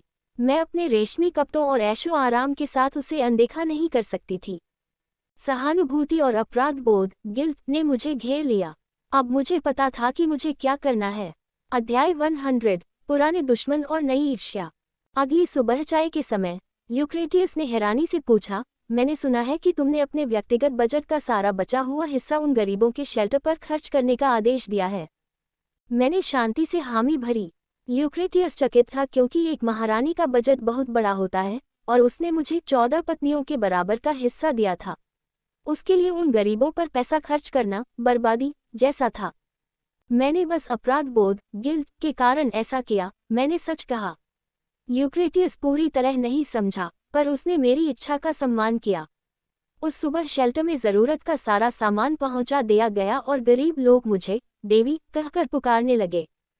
उसी रात राजमाता कैटलियनिरा मुख्य महल में वापस आ गई। हम सबने उसका स्वागत किया। वह अपनी बेटियों लिलियाना और रोसेलिया के साथ आई थी। राजमाता के चेहरे पर वही पुरानी घमंडी मुस्कान थी। उसने तुरंत मुझ पर तंज कसा, क्या कोई खुशखबरी है पहली पत्नी? मैंने सिर झुकाकर कहा, अभी नहीं। वह ठहाका मारकर हंसी, कोई बात नहीं। हमारे पास बेटा नहीं है, पर राजकुमारी तो है ही। लिलियाना अपनी माँ के बगल में खौफ से कांप रही थी। तभी ल्यूक्रेटियस ने अपनी नई छोटी बहन को देखने की इच्छा जताई। नानी एक लाल बालों वाली बच्ची को लेकर आई, उसका नाम मार्गरेट रखा गया था। माहौल में तनाव इतना था कि किसी के लिए सांस लेना भी दूभर था। तभी मेरी नज़र मेहमानों के एक समूह पर पड़ी, जेनोआ के प्रिंस कोरोनेल और राजकुमारी लुडिया। उत्सव खत्म होने के बाद भी वे यहाँ क्यों थे? सामंथा ने फुसफुसाते हुए बताया, वे अपनी बुआ राजकुमारी कसानिया के साथ समय बिताने के लिए रुके हैं। कसानिया पुराने सम्राट की तीसरी पत्नी थी और वह जेनोआ की राजकुमारी थी। सामंथा ने एक गहरा राज खोला, कसानिया का राजमाता के प्रति बड़ा गहरा गुस्सा है। सालों पहले कसानिया की शादी वर्तमान सम्राट ल्यूक्रेटियस से होने वाली थी, पर राजमाता ने साजिश रचकर कसानिया को बूढ़े सम्राट की रखेल बनने पर मजबूर कर दिया। मैंने सोचा कि दुश्मन का दुश्मन मेरा दोस्त हो सकता है, पर जब मैंने कसानिया की ओर देखा तो उसके चेहरे पर मेरे लिए नफरत और ईर्ष्या साफ थी। वह ल्यूक्रेटियस को ऐसी नज़रों से देख रही थी जैसे वह उसका पुराना प्यार हो। मुझे एहसास हुआ कि ल्यूक्रेटियस की एकमात्र पत्नी होना मुझे इस महल की हर महिला का निशाना बना रहा था। राजमाता तो एक दुश्मन थी ही, अब कसानिया और लुडिया जैसी महिलाएं भी मेरे खिलाफ खड़ी थीं।